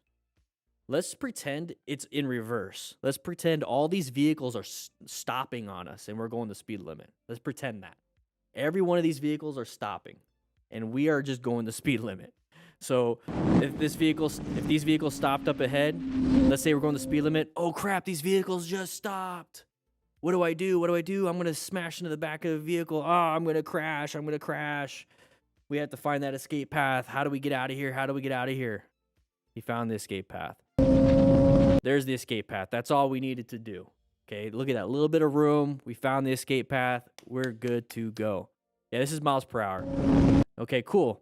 Now we're getting up to here. Let's say we're riding. Okay, we're just riding. We're planning our ride. We're on this spot right here. Good line of sight. Good space cushion.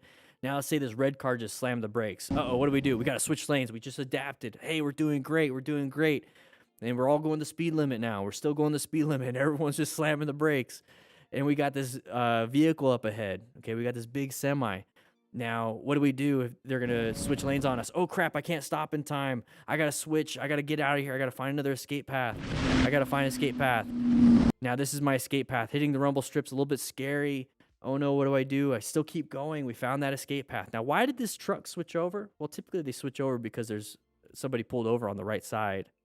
And they switch over so they don't, get that wind and that velocity and cause issues for these police officers. So we found an escape path, handled it well. Now let's say we're going the speed limit. We got a good space cushion. We're doing well. So at the end of the day, if you're going to ride like an absolute ding-dong, you got to be really good at escape paths. At the end of the day, if you're riding the speed limit and people slam on the brakes, you got to find escape paths. So, escape path. Found it. Another one. Uh-oh, got to be really finding this one. Found it. Moving off. The reason why now he's slowing down, and the reason why the semi moved over, look in the top right. Blinky lights. That is a cop pulling somebody over. Here we go. So we got a right turn coming up. We got an intersection and a deer. Ooh. Hopefully that looks like motorcycle pants. The deer lived. That's good. That looks like motorcycle pants, motorcycle jacket, gloves, helmet. Looks like we got some boots. This is a smart rider. Sometimes this kind of stuff happens, but he's got gear. So you see how he's walking. He's doing fine. He wasn't speeding. Okay, typically speeding. Oh, no. Oh. Typically speeding. Yeah. Oh. Want me to call anybody? I got my phone. See, look at the. I'm just like shocked by the deer just fumbling in the. Need the adrenaline, though. Yeah. All right, so let's take a quick look at what he checked his knee. Oh. That's scary. But yeah, the deer lived in quotes. Oh. Look at his knee. These are motorcycle pants. This is gonna be heavy denim and Kevlar lined pants. You could see a little bit of the scrapage on the bottom, okay, but it handled itself. And look at the knee. It started. It just barely started. Barely started to rip. That right there is why we have gear, motorcycle jeans. Imagine it ripping through and now your kneecap is gone. Ah, not good. But he has impact protection right there. So even if it ripped through the jeans, it starts tearing into the armor. Full gear. Full gear. Let's take a look at the actual situation. We know he hit the deer, but what led up to the deer? Okay, right here. Oof.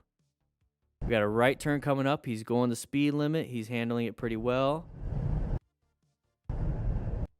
Oh, no. There's the impact. We weren't speeding. Right knee hits. Sliding on that knee. Look at it. You can see it just a little bit. Right there. It just started. Just started. Very good. Very good job having the gear because you could not prepare for that deer coming out. You could not prepare for that deer. So smart rider. Colonel did a great job, man. Colonel Cake Crab, yeah, survived. It lived. Alcohol pads in the rescue pack? No. We don't have alcohol pads. We don't have burn gel. We don't have aspirins. There's nothing wasted in the rescue pack. So if you're injured in something like this, hopefully you could stop any bleeds with training because we have a rescue booklet that comes with every single one of them. This is like an instruction manual. Got 2 tourniquets with this one, lots of bleeding control on this one. Nothing is wasted. Look how thick this thing is. Whoops. White Rock Road. Ooh, almost hit. Almost T-bone. Easily a broken left leg.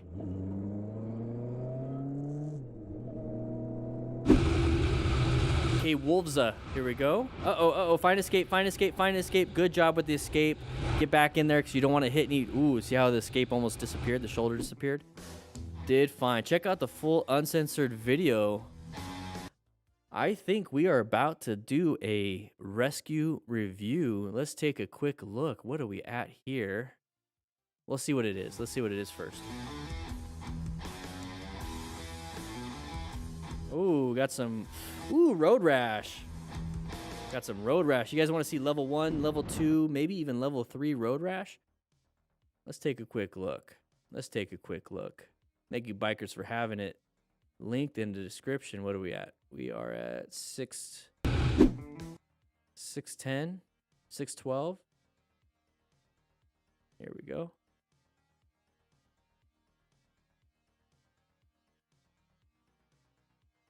Well, let's watch it. I must admit. All right, hitting the ground. Ooh, I gotta mute this. It is gonna be copyrighted. All right, here we go. We got some level 1 and level 2. We still got some road debris. We got a little road debris inside of our arm. Typically, they scrub that out, and that's painful in a burn unit. So you can kind of see the outer edge is level 1. That whiteness is level 2. And then you have these dark parts, and that could either just be asphalt transfer and dirt, but you have underneath the epidermis your muscle tissue, and you start having it's subcutaneous and then muscle tissue, and that's gonna be level 3. So level 1 is gonna be the epidermis, dermis, subcutaneous fat. Epidermis is the very tippity top, and that's gonna be really this part right here, that discoloration. This is going to be your dermis, and then you're going to have maybe a little bit of epidermis, subcutaneous fat underneath there. Road rash is a burn. It's a friction burn. So there's a lot of capillary bleeding, a lot of venous bleeding going on right there. This is why we wear gear. Look at where the injury is. Yeah, do we have armor? Oh, there's the hand. Where do you have that extra reinforcement on the glove? Yep, okay. Where do you have the reinforcement on your gloves, everybody? Where do you have impact armor protection, everybody? Oof. So right here, we have epidermis, subcutaneous, possibly, probably just asphalt, but possibly level 3 road rash. That's going to take forever to heal. All over the knees. Hands, elbows, knees. Hands, elbow, knees. Hands, elbow, knees. Hands, elbow, knees. Where do you have armor? Where do you have abrasion resistance? Hands, armor, knees. That is why we are trying to be smart riders and acquire and use personal protective equipment. Not much of a rescue video on that one. No buenos. No buenos. Not good at all. Make sure you wear your gear, everybody. All right, we got a sharp right turn coming up ahead. We got the chevrons indicating that and the other sign. This guy went a little too fast. Go ahead and make it on that road. There you go. Watch out for any. Got so close. Oh, he needed another 2 lanes. Now, this guy was probably getting in that lane to slow down traffic. You're putting yourself in a problem. Dog man, dog it. Here we go. We got construction here. Ooh, uncommon thing. Great job finding that and getting out of the way, because you weren't going to win that. Hey, it's a Honda Rebel 500, I believe. That's the same color that Nikki had. Love that bike. That was a great bike. Moto Kid V1. We're going off-road. Make sure you guys have yourselves a rescue pack. These are on sale right now. This one's $75. Way cheaper than it used to be. Get that bike out of there.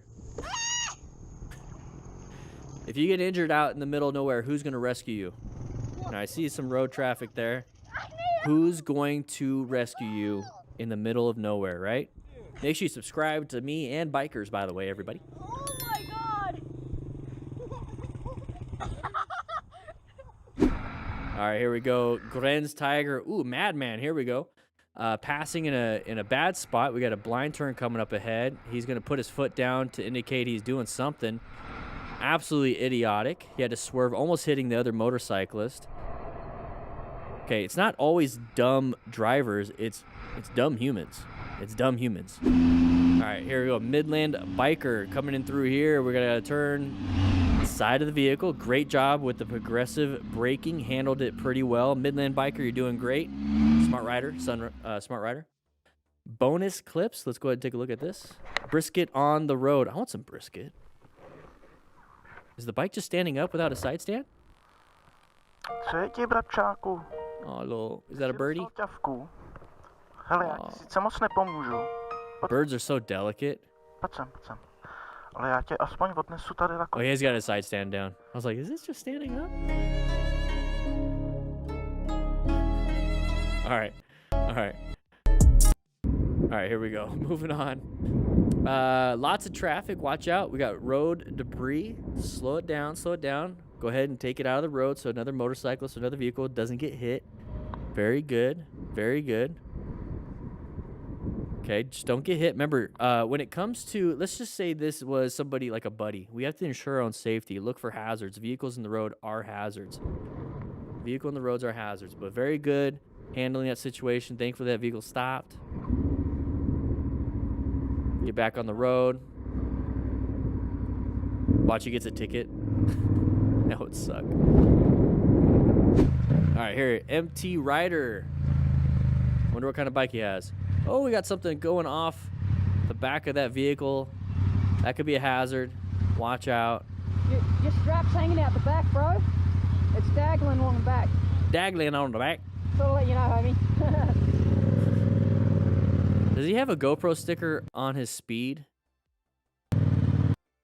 Is he hiding his speed? Come on, don't be doing that. We know why you're doing that. Junior, here we go. We got the Queen of England in the back seat. She's having a good time smiling at you. All right. All right. We got one more video, everybody. One more video. One more video.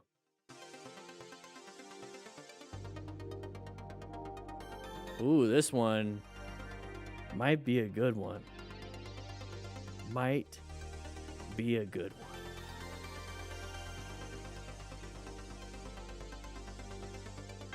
Might be a good one.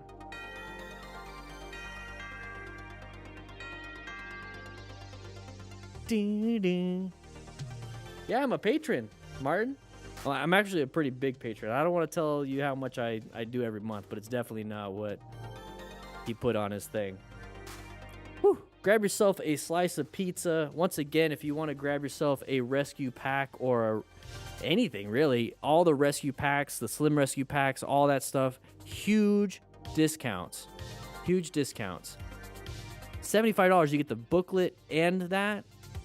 And you could do the shop pay, so you only pay $18.75 for payments of that, interest-free. It's like $10 a week, I think, for 8 weeks. Or for 4 weeks. Well, 8 weeks, yeah. Lots of different stuff. Check out the shop. We have a lot of things in there. We got the drill booklet that comes with 10 free cones. So if you buy the drill booklet, you get 10 free cones. Okay? Check it out. Links in the description for the shop. Check it out. So huge discounts right now. Huge discounts. Angel Cervantes. Who's ringing the doorbell? Welcome. We're going to get right into it. Grab some pizza. Grab some pizza. And if you want to join the MTC Rider Academy, if you want to do that, you can get your first month free. First month free using discount code LOLMaxWrist.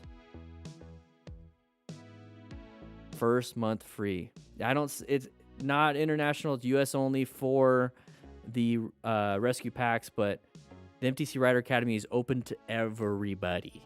Everybody in the world. In the world. Grab yourself a slice of pizza. Grab yourself a slice of pizza. Let's go ahead and check out the crew lounge real quick. Woo-wee. Hope you guys are having a good day today. We got one more video coming up. Remember, we have our rescue packs, Cordura, YKK zippers. You get the rescue patch. You guys want just the patches? I'm thinking about just making some patches. I don't know. But here, you can have that one. We're going to be looking at another video. This one may be inappropriate for some viewers. I hope you guys aren't going to get too upset, but we might need a rescue pack to take care of maybe someone that's crashed in this video. Motorcycle crashes and close calls are what we do here on this channel right now anyways. We're working on the MTC Rider Academy, new courses, new classes. If you want to join that and have a great time here in the crew lounge, playing some video games, drinking some chocolate milk, getting some of those brittle bones from the rookies in shape, go out, practice out in the parking lot. Ooh, that was a little close. Can we get one? Can we get somebody to? Yeah, they're doing wheelies back there. We're gonna get back into class. But if you want to join the MTC Rider Academy, you get your first month free using discount code LOLMaxWrist. LOLMaxWrist, not Max Risk, because that's what he... Maximum risk. Yeah, he's risky. I get it. Yeah, he crashed like 15 times last year. Anyways, let's get back to class. Whew. You have the OG Velcro patch, but you got 2 jackets, so another one would be good. I still got like 3 more of those OG patches.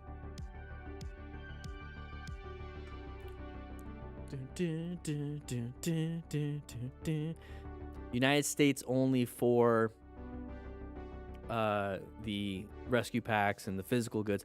You can download the digital booklet for international. So this is the MTC Rider Academy. What you get.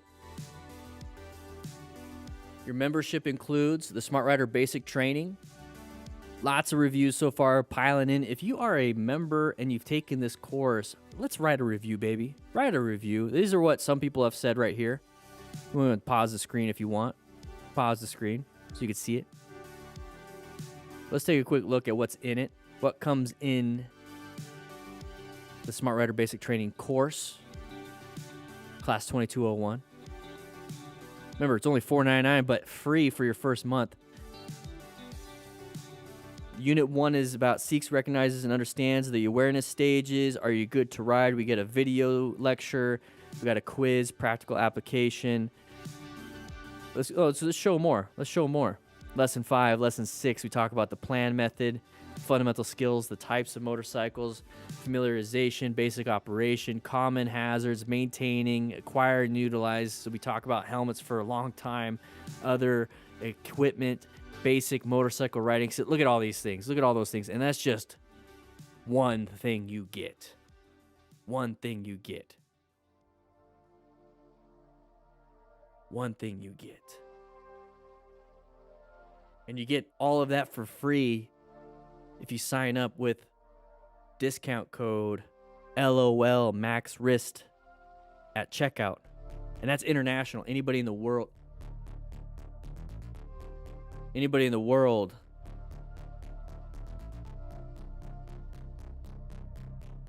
Anybody in the world can take this course.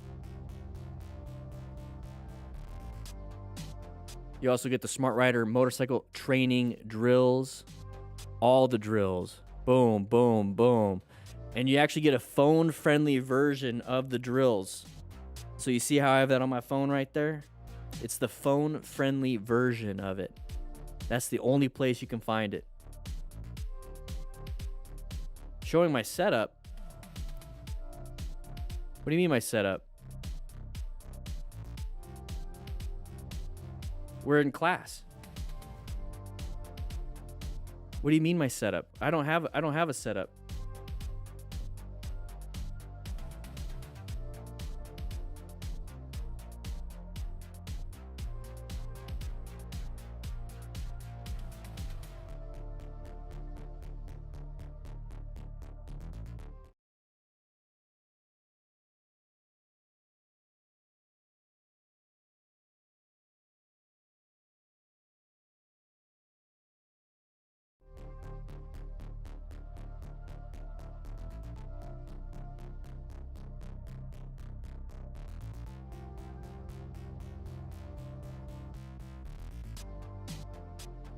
We're in class.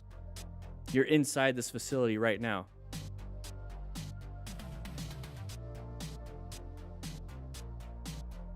My hands are that big.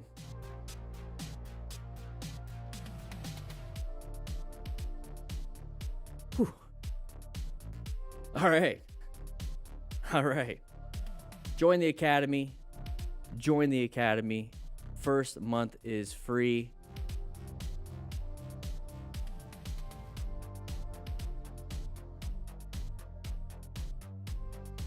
Shrek 5 is looking good.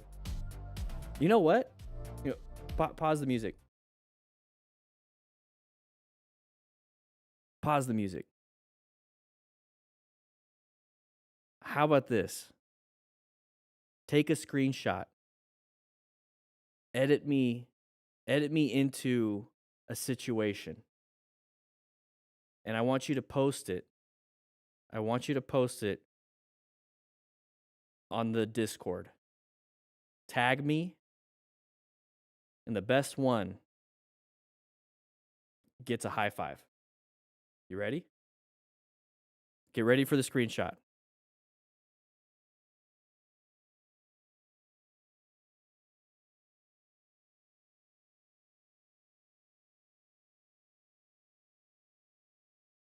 Take it. Take the screenshot.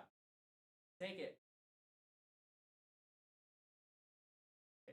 What about this one?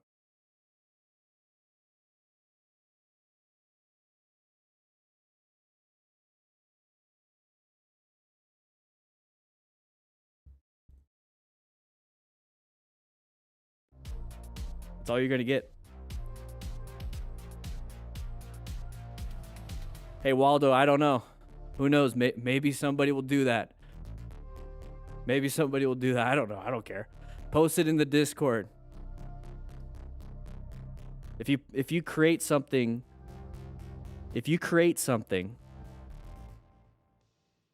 while we're still streaming, post a screenshot. Post the screenshot with the green and tell everybody to have fun. Have fun. I don't care. It's my crew. I don't care. You guys are gonna make fun of me, right? Nobody's gonna make fun of me, right? Nobody's gonna do something bad, right? Right? Right? All right, everybody. We're going to be jumping into this video right here. This is from Bikerz. This video may be inappropriate for some users. I know. Let's go ahead and turn down the music. Here we go, everybody. Let's go ahead and jump into this. Become a patron if you want of Bikerz. I know I am. Casual wreck. Here we go. Oh, whoa. We got no audio. Come on, rookies. Here we go. Casual wreck. Here we go. We got a nice little escape path. Watch out for that side of the vehicle. Did we not see that? Great job with the swerve. Pretty impressive with a Harley. They don't have any technology. Got a little panicked. We all saw that ahead of time, right? Let's take a quick look at this. We have that side of the vehicle right here. Okay, side of the vehicle. They're not supposed to come in. Somebody's letting them in. Okay, we're at this point. Now he's applying the brakes. Doing a good job. Didn't panic. Didn't slam it. Doesn't have ABS, right? Matrix 6977. Welcome to the crew. Now we're slamming the brakes. We're squealing. We're releasing the clutch. I'm sorry. We're squeezing in the clutch, rolling on the throttle, getting some rev bombing going on. What were we doing in the first place? Take a look at this. Let's take a look. Is this California? It might be California. Could be California. This is a bicycle lane. Are we supposed to go through the bicycle lane? People aren't anticipating us going to the bicycle lane. Whew. Moving on through here. Checking his Pantalones, getting a little upset, but great job with the escape path. Just use the LOL Max Risk code for the first free month. After that, will it be $4.99 or $9.99? It'll be $9.99 after that. And what he's talking about is the basic training e-course. So take that course, do as much as you possibly can. And when you get everything you can out of it, go ahead and cancel it. It's my job to make sure you have enough value to stay. But also think of it this way. Think of it as like a Patreon or some type of I appreciate you type donation month to month, because it allows us to do this for free, basically, at the end of the day. So, guys, if you sign up for the MTC Rider Academy, it's $9.99 a month after the first month. You get the first month free. You get a full educational system going on. You get the Smart Rider drills going on. You're going to start getting a newsletter. Hopefully by August, we have a deadline for us by the end of August to get that going. It's my job to continue making more content for the Academy. So the more members we get into the Academy, the more content I can start creating just for the Academy, if that makes sense. And you guys are helping out. You're allowing me to do this full time. You're allowing me to make this content full time. It allows me to actually go and experiment on different things. I want to hire new instructors. I want to hire a fitness instructor so that you guys can have a fitness area of the Academy, so you can actually get real fitness, so you can not only be a better rider, but be a healthier physically. I want to hire a mental health content creator, so then we can possibly have some mental health videos just directly into the Academy. So now you have your mental, physical health in shape. You have your Smart Rider skills going on. And then I'm hoping with more and more and more, we start having some meetups. We start having a charity involved. I have big plans, everybody. So now we have physical, mental, and spiritual health for me. And that to me is my life mission. I want to be back into the fire service basically through you guys. I want to be able to serve the community here locally and then serve the community in the whole world at some point through mentorships, programs that I want to be able to build. So here, that's where I'm at. That's where I'm at. I know that question it's a legit question, and I'm not trying to piggyback on that, but that's what I'm doing here, everybody. That's what I'm doing here. And so your support means so much to me. It allows me to do all these things. I can't wait. I mean, I can't do it all myself. I'm realizing I'm leaning on the community. I realize it's $9.99 and things are tough. That's why I'm trying to do the first month free. So get your training. If you can't do the rest, cancel. Go ahead. I just want you guys to be safe on the road. Get your first month free. LOL Max Wrist. Link in the description. Have a good time. But if you like what we do, just stay with us. Just stay with us. Appreciate it. Here we go. Whoa, side of the...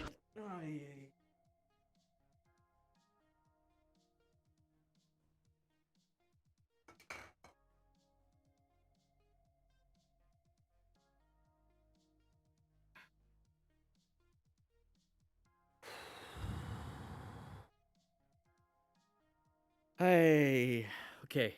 Green doesn't mean go all the time. There's people in the intersection. She shouldn't have done that. She shouldn't have done that. I get that. I get that. I get that. So what I see here, we're going to talk a little bit. This is going to be a rescue video. So once again, if you want to, we have rescue packs. Big discounts now. Big discounts now. New pricing. Huge discount. This is $115 and you get a whole bunch of stuff plus the rescue booklet. United States shipping. I know I get questions about that. But everything else is even cheaper. That's the most expensive one. Okay. So we're going to be talking about mechanism of injury. We're going to be talking about what we would use in here if there's going to be bleeding trauma. So right here, we're going to have left leg injuries on the woman. Left arm injuries on the woman. And then here's the thing, falling from that position, you can have head trauma. So head injuries possibly. High impact, lots of velocity. This guy's trying to get somewhere quick to deal some fruit. Okay, so Bikerz does blur these things out because he doesn't want his videos demonetized, even though YouTube got him, age restricted it. But the cool thing about him is that he puts the links in the description.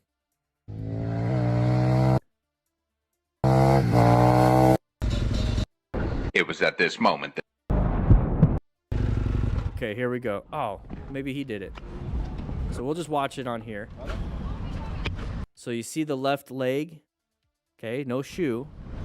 Don't lift it up on top of her, by the way. Okay, so think head trauma. Think head trauma. When we're talking about rescue somebody, we need to remain calm ourselves. So this is a good time to call 911 or tell somebody to call 911. If you don't tell anybody and just say, hey, I'm not going to call 911, I'm pretty sure somebody will. Nobody will.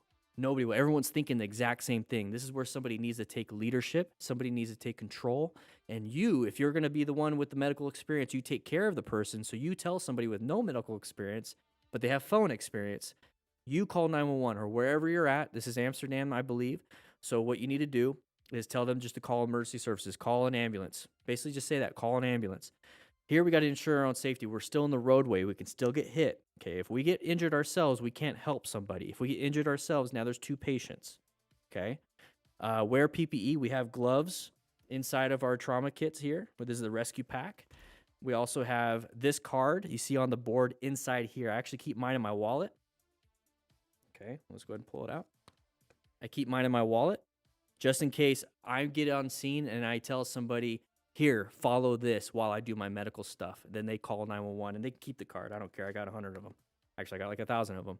Stop any major bleeds. We need to apply direct pressure or apply a tourniquet or pack the wound. We talk about that on Motorcycle Training Concepts YouTube channel. Prep Medic did a whole video series on that, how to do it using a rescue pack. Okay? So we have to stop major bleeds because major bleeds, typically, somebody can die out quickly before the ambulance shows up. We want to keep them alive until the ambulance shows up so they can take care of them. We got to quickly assess severity, and that's where we're getting at right here. Okay, so we're going to start thinking ourselves. We see this person is awake. They're sitting up. They're moving a little bit. That means their heart rate or their heart is still moving. It's pumping blood. It's pumping oxygen. It's pumping glucose everywhere. Brain is still functioning a little bit. If the brain was unconscious, we wouldn't be moving up. I'm hoping her airway is good. It looks like it's decent. So now my biggest concern is bleeding trauma, musculoskeletal trauma. So we have bones, ligaments, tendons, muscle. Inside all of that stuff, you have a lot of bone or a lot of blood. Okay, breaking a femur, bleed out really quick. Breaking a pelvis, bleed out pretty quick. Long bones, especially the big ones, you could bleed out pretty quick. Usually they splinter and hit an artery. Your arteries go along these long bones. So if the bone is broken, and it could shatter, or it could just splinter off a little bit and slice that artery. We used to use bones. We still kind of do for hunting. Back in the old days, they're sharp. Ever have a tooth that came out and that little end that's not fully dissolved yet, and you cut your tongue on it? That's your tooth. Imagine a femur bone. Okay, so now that we got that out of the way, and you looked at this for a little bit, we got to be paying attention to head injury symptoms. They're going to be disoriented if they have a traumatic brain injury. They're going to be kind of woozy, look like they're drunk. Spinal cord injuries, we got to be very careful with that. Whenever it comes to a motorcycle accident, anything like this, suspect a spinal cord injury. Like I just said about the arteries getting sliced by a bone, your vertebrae, you have a ton of vertebrae, okay, the bone part, inside of that is your spinal cord. Imagine it's slicing part of that spinal cord, slicing some of those nerves. That's how you start getting some spinal cord injuries. So right here, the shocky symptoms. Ever see somebody jump out of a shower and get wet? Of course you have. If you've ever taken a shower, I hope you have. So look at yourself in the mirror next time you get out of the shower without drying off. You see how soaked you are? That's called diaphoresis. You're going to be diaphoretic. So when it comes to shocky symptoms like that, your body just kind of just lets go of all the fluids in your body, and you start to lose it. And you start to lose blood inside your organs. Blood is supposed to be inside veins, arteries, arterioles, capillaries. It's not supposed to be inside your body like you're just a big water balloon. It's supposed to be inside there. So you can actually fill up your cavity full of blood. You can fill up your pelvis full of blood. You can fill up solid organs. You could slice a solid organ and blood's going to come out. You can fill up hollow organs. What's a hollow organ? Think of your stomach. You put stuff in there, it expands. Your bladder, you put some pee in there, it expands. Those are hollow. Solid has a lot of blood flow. Hollow can hide a lot of blood flow. Either way, you want to stop any external bleeding, so any blood that comes out, you can't stop internal. You want to lay the rider down so we can hopefully minimize any spinal cord injuries or head injury symptoms. If the person stands up with a head injury symptom or TBI and they fall down, hit their head again, guess what? You have another injury. You want to monitor any changes. Are they getting worse or even better? Okay, if they're getting better, tell the person coming up, the ambulance coming up. If they're getting worse, tell the ambulance guy. Say, hey, they were talking to me, now they're not.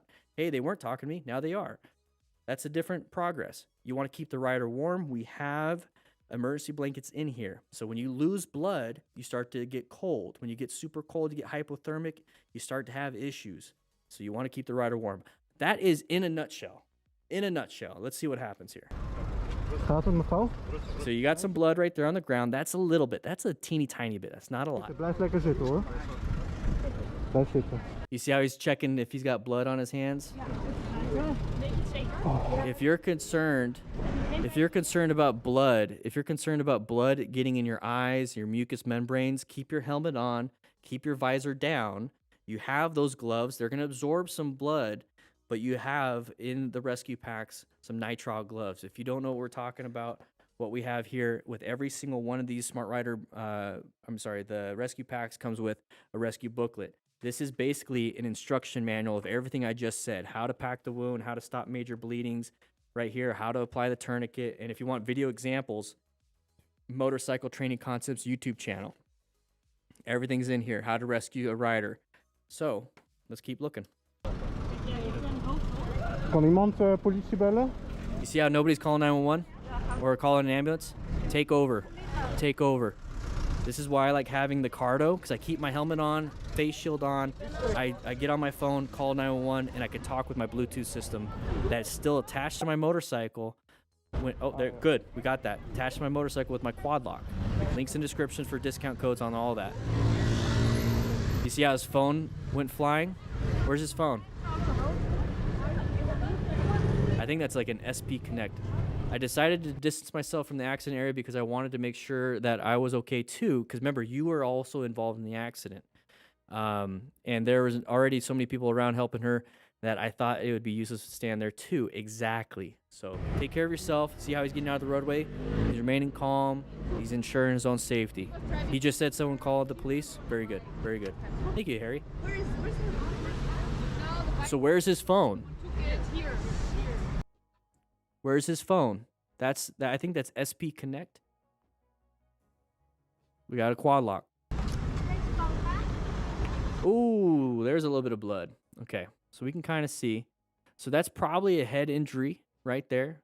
Let little bit of blood. Scalp has a lot of capillaries, okay? A lot of dense capillaries, and a lot of veins, and a little bit of arterioles in there. So arteries are the big ones, arterioles are the smaller ones, and then it kind of combines into the capillaries to exchange gases and fluids and everything, and then goes into the veins. So you got a little bit of blood right there. That's still not a lot, but you want to be able to control the bleeding. So with a head injury like that, you do have stuff inside of the rescue pack, okay? So I'm going to open up this rescue pack so you guys can see. We do have some bleeding control. So we got roll gauze in here, and underneath the splint, so this is a 12-inch aluminum splint. So you can actually mold that around an arm. We have absorption pads. Look how much you get. You get a whole bunch. So we got 4x4s and 5x9s. We got a whole bunch of stuff in here. So what you do is you apply it to there. If you don't want to press hard on a head injury because you don't know if there's skull trauma, but you want to stop any major bleed. So apply it, wrap it, and the clotting of the body should be working after that. So you can actually help out there, especially if there's no one around. If this is in the middle of nowhere, this is where this really comes in handy. In situations like this, you're lucky that you have somebody right on scene. Usually police officers are first responders. Fuck. So, yeah, you got a little bit of road rash.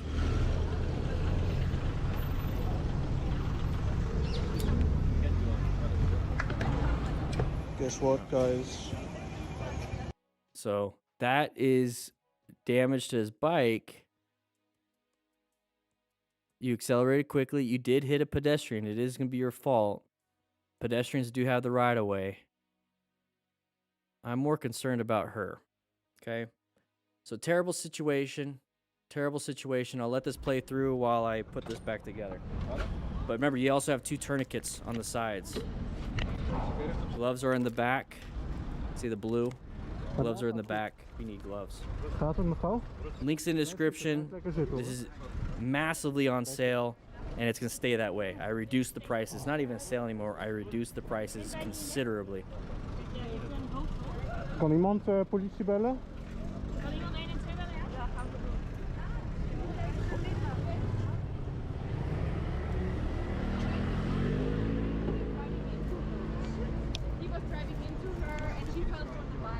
He was driving into her.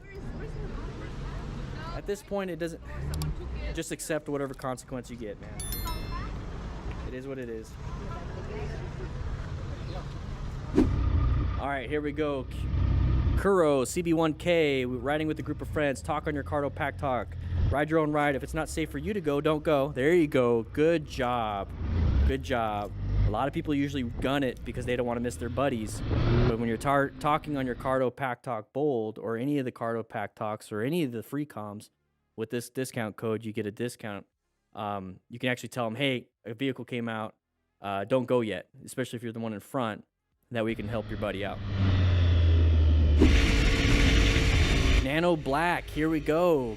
Traveling through here, lots of traffic. Watch out, watch out, watch out, watch out. Good swerving on the car's part. Good escape path for you, man. You got lucky. That was luck. Just kidding. You're a smart rider, man. You did a great job. Moving on, because I'm trying to put this rescue pack back together. These things are a pain in the ass, having to put them all together. Carbon Daytona, here we go. Moving through here. Watch out for any animals. Watch out for anything that you don't see. And watch out for gravity because you got attacked by it. What happened there, everybody? Write in the comments. Got a little bit of issues on the pantalones. Is that everything? I don't want to miss anything. Yep. All right, what happened there, guys? What happened? What do you think happened? Oil in the road surface hazards? Do you think it's a road surface hazard? Do you think it was rider error? Gravel, grass clippings? What? Oh, did you see that? Do you see that? You see that? I'm good. Look at his gloves. Oh, it's just the Alpine Stars. I thought that was like tearing. Okay, keep going. Yeah, I'm okay. Not a single issue, Dre Music. Yeah. The bike got tired and lied down. Oh my gosh, Droider. What was that? A lot of it got washed out last night. Yeah. I wasn't expecting that. You all right? Yeah, I'm just bummed. That really sucks. I can't share that. Yeah, it's pretty messed up. All right, let's take a quick look at what happened. So we're going through here. Why are we applying the brakes? Maybe stuck throttle? What do you guys think? Write in the comments what happened there. Let's watch it one more time. A little interesting. A little interesting. Can't really tell. Yeah, bummed. Here we go. Stop, sweetie. Oh, stop. Donkeys. Look at those asses. Look at this guy like, come back, buddy. Side of the donkey. Holy shit. Donkey. Did not expect that. No. Holy shit. Here we go. Turning left. Oh, come on, bicyclist. Handled it well. Nils 158. Ooh, around the bend. Can't try to pay attention to everybody. Made it through. Very good. We're gonna take a right-hand turn. A little fast though. Ooh, high side. Big crash. Yeah, I don't know, Dre Music. Big crash. Hopefully that's an armored hoodie. Rescue a buddy. Rescue buddy. Yeah, he accelerated. He accelerated through that. Let's take a quick look at that one. So we're going through here, 57, 60, 60. Okay, we're maintaining throttle. Good. Now we're going to accelerate through here. But what kind of turn is this coming up? What kind of turn is coming up? We don't know. It's blind. It's a blind turn. And we're going to speed through it, going 83. Okay, we increased the speed, a little too much throttle on a blind curve. Should have been orange staged. Couldn't see, couldn't do much. Moving through here. Fucking hell. But we probably heard that because we see a bunch of buddies running up. See a bunch of buddies running up to help. That's really good. You guys already know what's wrong with this picture. It doesn't have a quad lock. Come on now, his phone fell off. All right, moving through here. Uncommon thing, common situation. Left turner, got himself out of there, non-issue. Thankfully he saw it. Thankfully the person did not keep going. Straw dragging. Watch out for the side of the vehicle and this guy merging.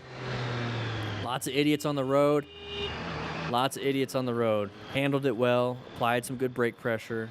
Planned his ride a little bit better than most. All right, accident with a dog. Everyone close their eyes for a quick second. I'll let you know when it's over. Don't look, not yet. Don't look, not yet. Don't look. Okay, now look. Oh, he crashed. There you go. No more dog. Can't see the dog. Here we go. So this rider is on the ground. No buenos. Don't want that. Somebody got hurt. Doggo got hurt more. So what can we do for this guy? Is he unconscious or just playing around? Playing it up. What kind of injuries do you think that rider could have? Let's take a quick look. Okay, that black thing is just a road surface hazard. It's not a dog. There's the face into the ground.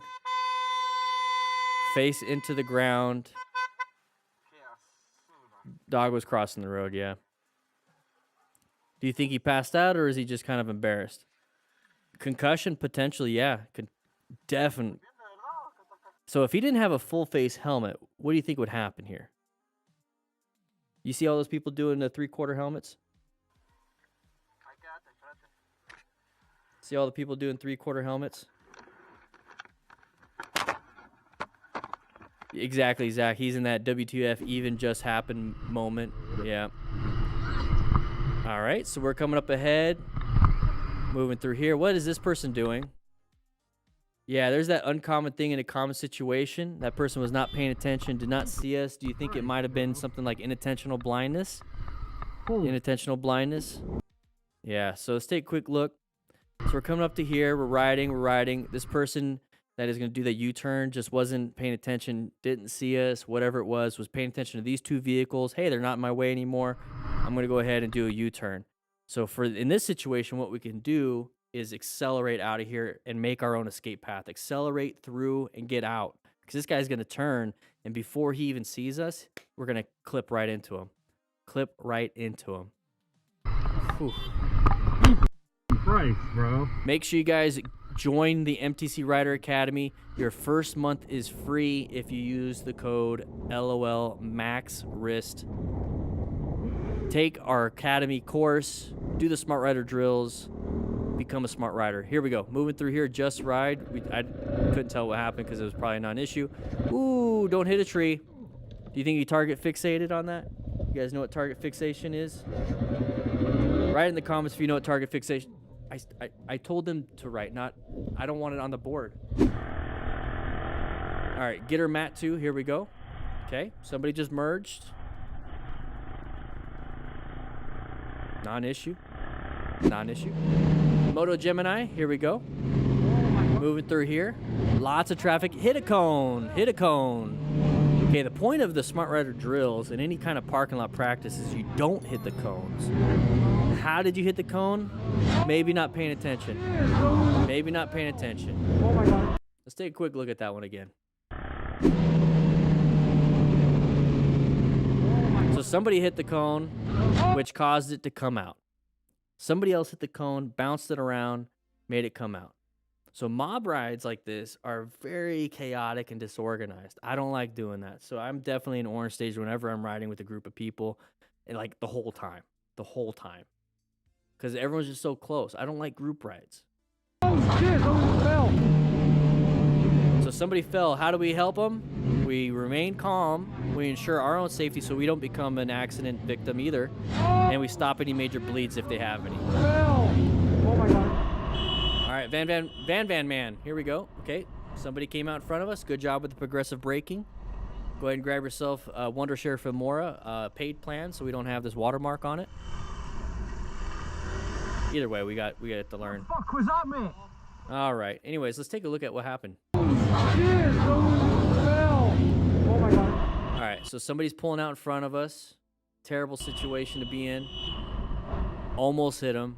Handled it well. Did he even apply the brakes? Yeah, he applied some brakes. So he did some progressive braking.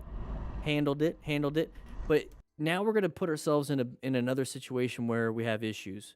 Because we're going to do a U-turn in the middle of traffic and start haggling with this guy about who's right, who's wrong. Doesn't really matter. Moving on here. Okay. Decent space cushion, not really. Okay, we're allowing that person to go ahead. That's great. Whoa! What the fuck? 360 situation awareness. We talk about that in the MTC Rider Academy. First month is free. You know what to do. Links in the description. Use the discount code. And we got some bonus clips. Yeah. Here we go. Andrew Hartsock. Oh! This is why you wear a full face. That hit him. Who threw the bird? Somebody, it looks like somebody threw it. Poor bird. So it hit him in the chin.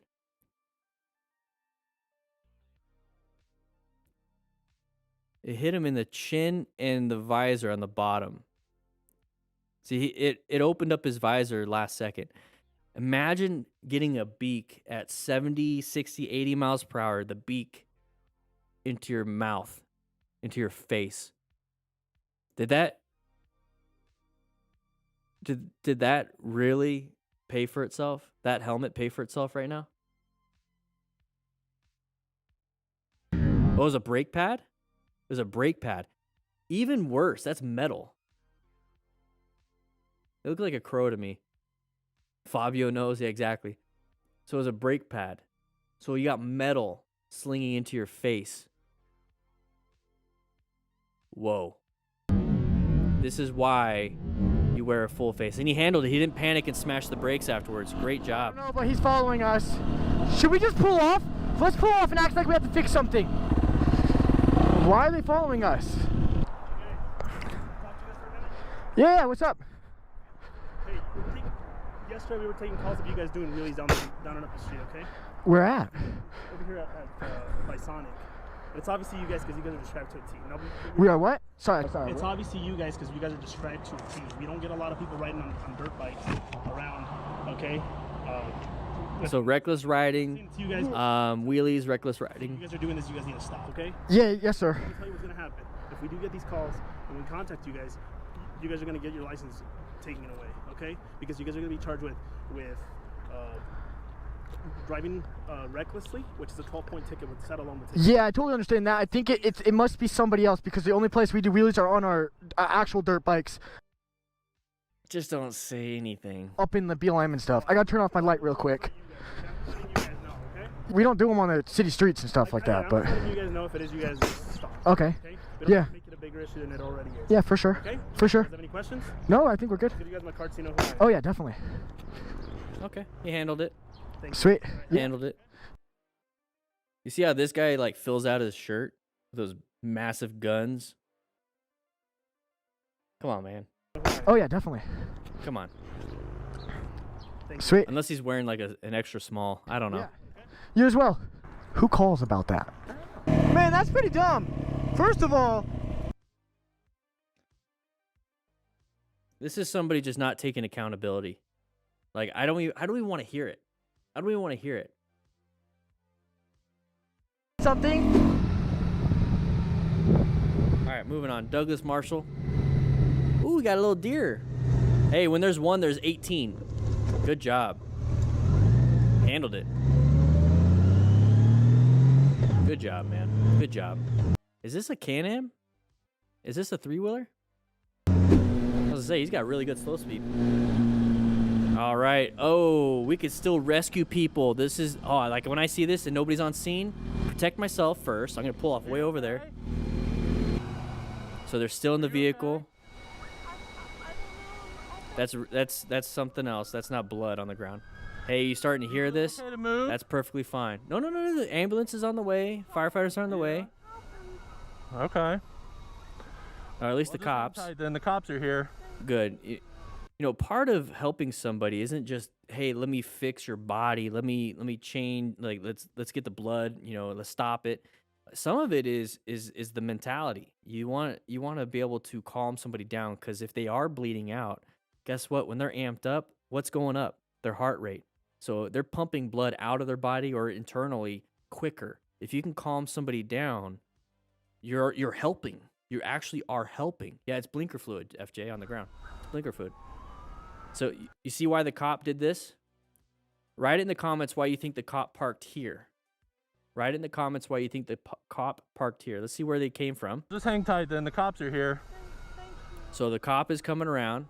Oh, let's go back even more. I think so. I'm just in shock. There's the cop. Yeah. Why isn't he parked right there? Okay. Well, just hang tight, then the cops are here. Michael Bartlett, stop cheating. Why did he park there?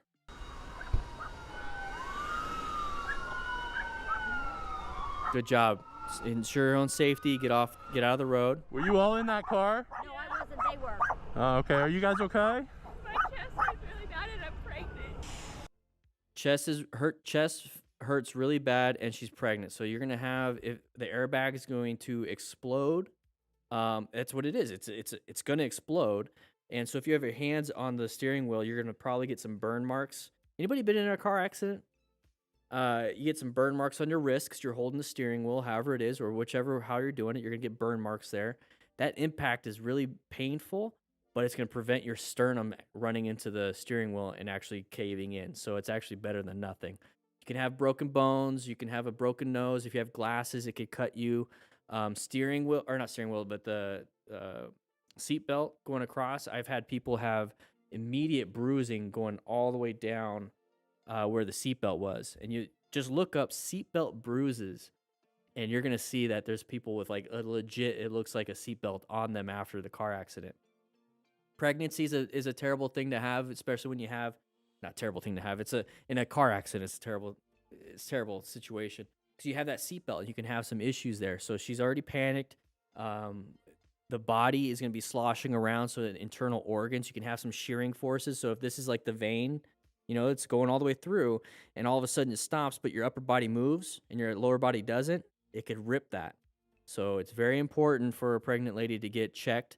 Kids are probably a little bit traumatized. Lassie looks really small, but the thing is, it's not good. You want to calm her down, relax, and get her to the hospital as soon as possible. I can't find my phone in the car. There. So let's take a look at this. So we got ambulance on scene, fire truck on scene. It's a head-on collision. So what kind of accident? Let's go ahead and take a look at this. Let's go ahead and do some accident reconstruction here. Why or how did this happen? Go and think about it. We typically see this when it comes to intersections and motorcycle riders. Motorcycle riders typically die from this kind of incident, but we're involving two cars. Left turns, left turns, left turns. Yes. So we have a left turn situation here, but with a vehicle, another vehicle, it's a car. So this person looks like they were turning left. This person was going this way. Path of travel violation, hit each other. Who's at fault? We don't know. We don't know if it was a green light, red light. Don't know. If they had an arrow, person ran the light, hit us. We tried to turn left on a red. I don't know. I don't know. I don't know. Who knows? But either way, this is what it looks like. Those people that are sitting on the ground survived because of airbags and seatbelts. If this motorcyclist was this vehicle, they would probably be dead. Look at the damage. We see this all the time. This is the severity of a motorcycle accident, and this is like the severity of a car accident. Car accidents are way better for survivability. Got very lucky. I'm not involved. Very good. Very good. Yeah. How you doing, bikers? Hopefully you're doing good. That was the last one for today for us. We're going to be relaxing a little bit. Relaxing a little bit.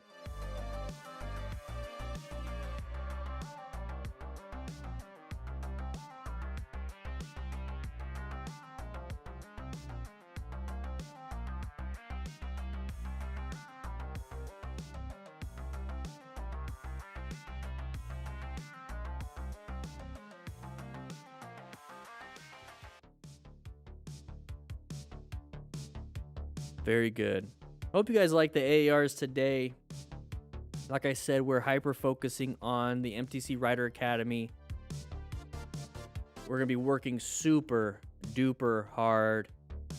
Make sure you click the pinned comment. We got huge discounts, brand new pricing on all of the rescue packs. So if you're in the United States, huge pricing differences. This is a lot cheaper now. Check it out.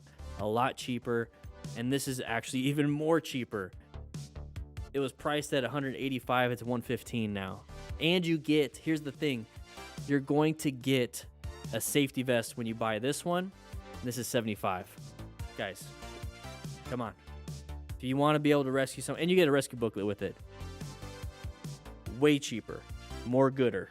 Exactly. Whew. Yeah, yeah, yeah, yeah, yeah, yeah, yeah, yeah. Da-da-da, da-da, da-da, da-da. Ugh.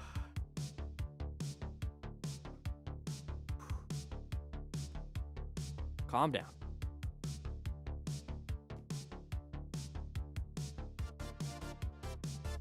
Made this when you're 13, almost 30 now. Hey, 13 going on 30.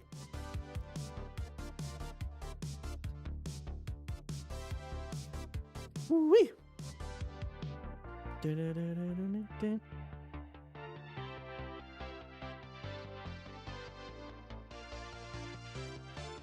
Woo-wee. If you want to get motorcycle training, join the MTC Rider Academy. First month is free using that discount code I just posted in the Chitty Chat chat. Oh, man. 3 hours. 3 hours. Congrats, Prodigal. You were here the whole time. Who here was here the whole time? I know Prodigal was. I recognize that name any day. Who here was here the whole time? Waldo. Yeah, yeah. Where are you?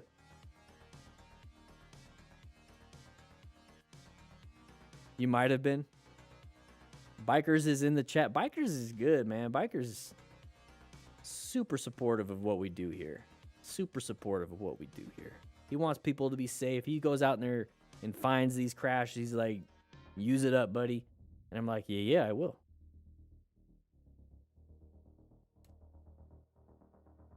So for those of you that didn't see the beginning of the stream, it's very important to me that you do check out the beginning of the stream because I went over basically what it is that I want the MTC Rider Academy to be. I am super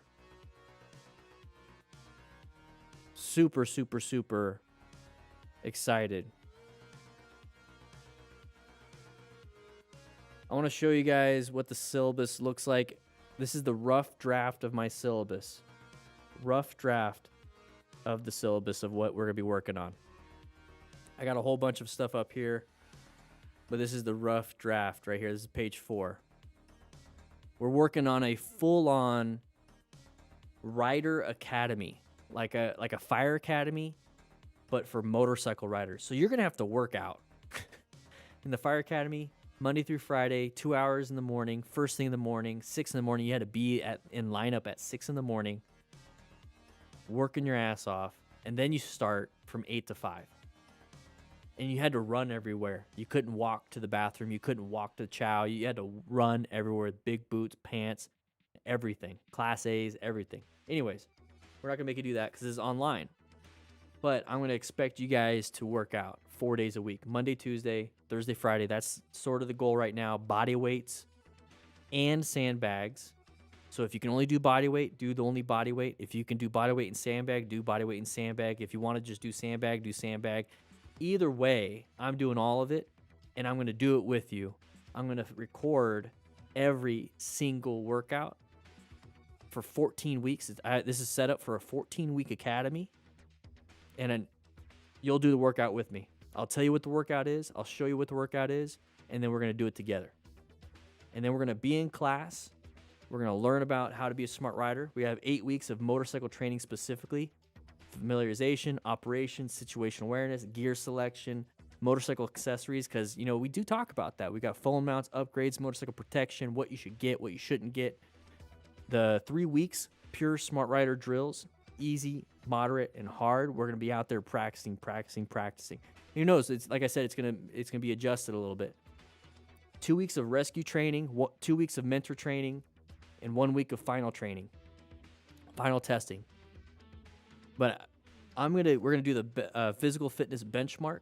I was an ISSA certified personal trainer, Ace Fitness peer fitness trainer for the fire department. It's a mouthful. That's what she said. And I'm gonna use those skills that I had. I'm gonna develop this program for you guys. And we're not only gonna get in physical shape, we're gonna get in good mental health shape because we're gonna develop resilience through this training.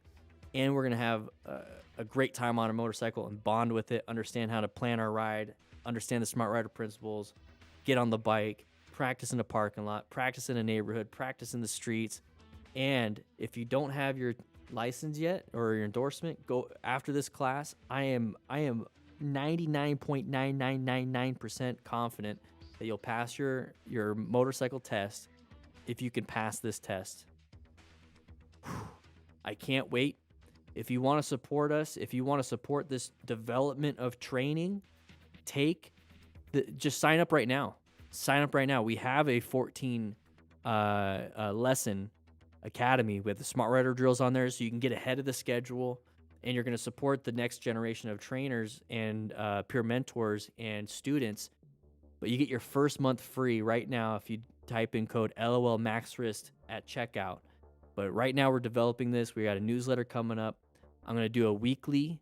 I want to get to a point once we get enough members. I'm going to be doing a weekly Q&A. So if you have any questions about the course, you have any questions about the drills, if you just want to get to see me, and if you're the only one in the live session and it's just you and me, we're just going to chat. Like, that's what it's going to be. So I look forward to this. I want to hyper focus on this. YouTube has been, Bikerz knows, has been pretty damn hard on these kinds of channels. Instagram just demonetized my channel. They said I posted it, but basically a community guidelines problem because I was promoting injuries, promoting it. Facebook is kind of useless. So really what I'm doing, YouTube here, Motorcycle Training Concepts YouTube, the MTC Rider Academy, I can only do this, MTC Rider Academy, and Discord. Those are the 4 places I'm going to be. Twitter, I just like to scroll and maybe post a few things. So sign up. This is what I'm working on. This is the draft. But I'm looking at the more instructors we have, the more students we have, I want to get paramedics to teach this. I want like road captains to teach this. Like I'm going to find people to do this. And for the physical fitness, I'm going to hire content creators like strongmen, CrossFitters, different types of people that will coach this. At the end of the day, I almost want to get me out of all of this and have like professional, high-level advanced instructors teaching this. And it's going to be just for the members. Just for the members. You guys are signing up. You guys want education. You want a community. I'm investing everything. I'm going head first into this. And if you want to support this, please sign up. We are working our asses off. Nathan and I are killing it behind the scenes. He's editing. I'm filming these. He's writing out newsletters. He's got 60 plus topics to write about. I've got topics to write about. I'm going to be on Discord more. I can't wait. I want to jump the After the Ride podcast again and talk to these content creators and talk to people, experts in the field, share that knowledge with you guys. I'm just excited. I'm excited. I'm super excited about it. Yeah, Bikerz, same thing. So I like to think of the MTC Rider Academy as my Patreon. It's a support of the channel, support of what we do. And I'm not just sitting here on my hands and like, thank you so much for the donation. No, it's you donate basically $9.99 a month.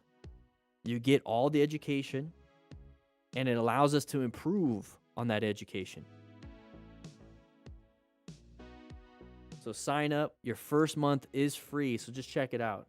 Get the education you want. Stay if you want to support.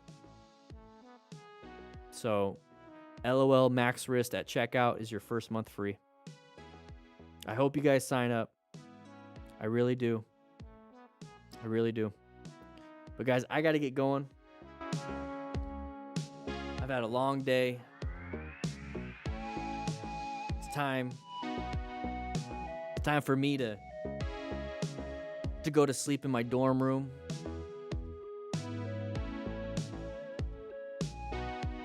I hope you guys have a great weekend. You stay safe, you ride smart, and I'll see you later.